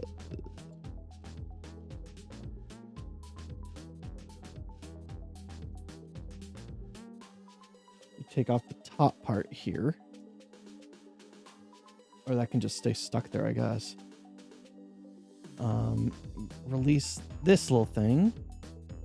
That's supposed to go in here now? Oh, I see. Like this. Okay. Yeah, this is super cool. And then this goes further down here now, I believe. And then these are like shields, basically. Or like more jousty things. That's pretty neat. Okay. Oh, okay, that one just fell off. That's fine. And then knock that out again. And then that goes into this side. I mean, definitely go for like maximum damage here. That's pretty cool. Okay, and then put her back on there. And then this one can also help defend, I guess. Yes. And now, for the final pieces here, knock out that hand piece that I knocked off at the very start of building this thing. And then this piece here.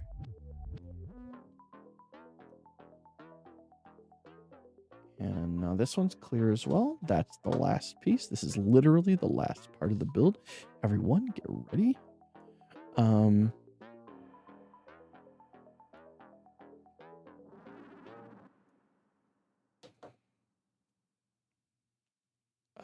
Sander, here we go. The racer.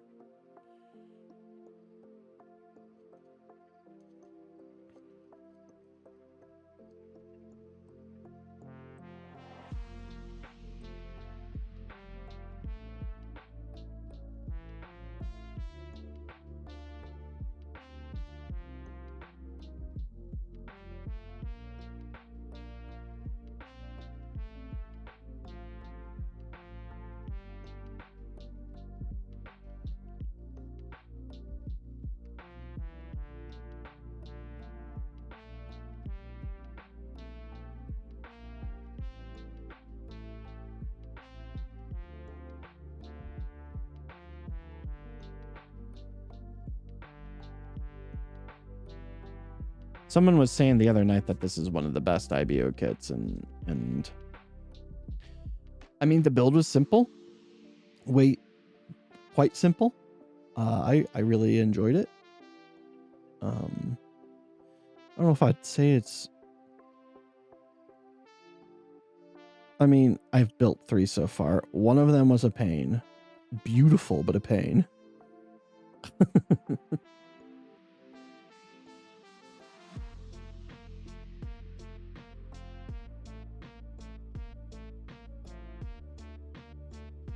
Oh, no, that's super interesting. Okay, hold up here. So take this hand off here.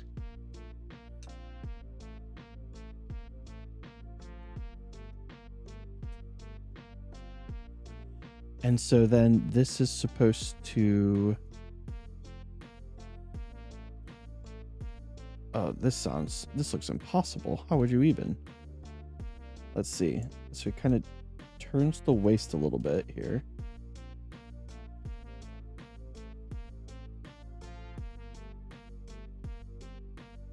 And this would do it as well. Let's see. So I'm kind of doing this out of camera. I just realized. Trying to.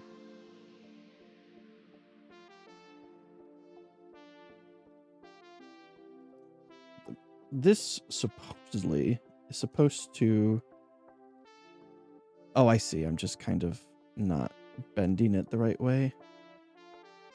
It's supposed to. Oh man, it ain't pretty. Once I get it there. Okay. I mean, you kind of get the idea. You see what's going on here. Is this lance is supposed to somehow attach into that part there, and almost like in a gun-like configuration here. And it's pretty wonky actually. Oh, I see. Okay, so he has his arm back here, and this over here.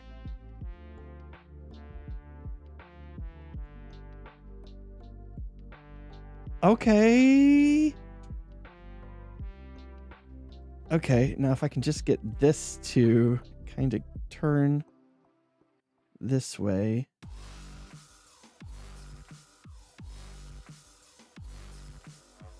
Okay.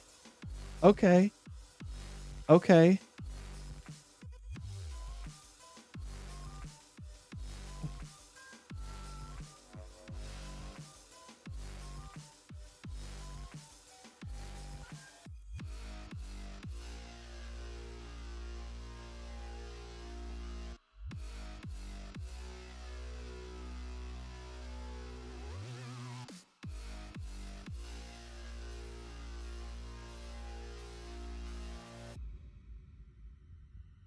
Is the hand being held correctly? Yeah, I guess so, because if he was trying to stab.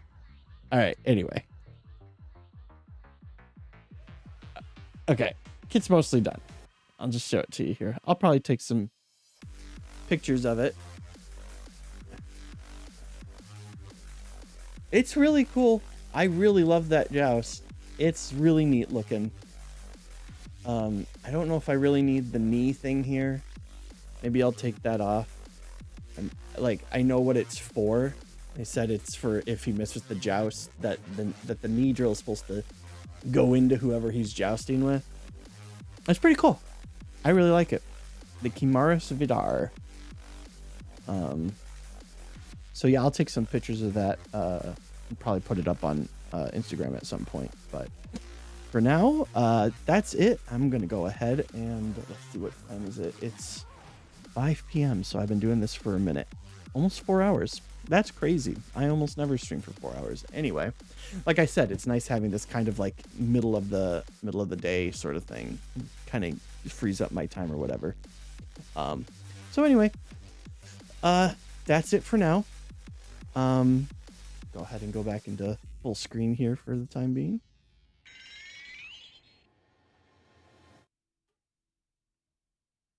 And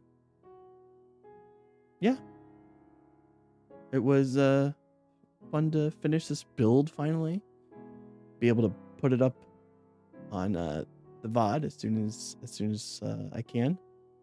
If anyone wants to rewatch this for whatever reason. Otherwise, I'm gonna go ahead and get out of here and start making myself some dinner. And hopefully I'll see you next time. All right. Hope you had a good time.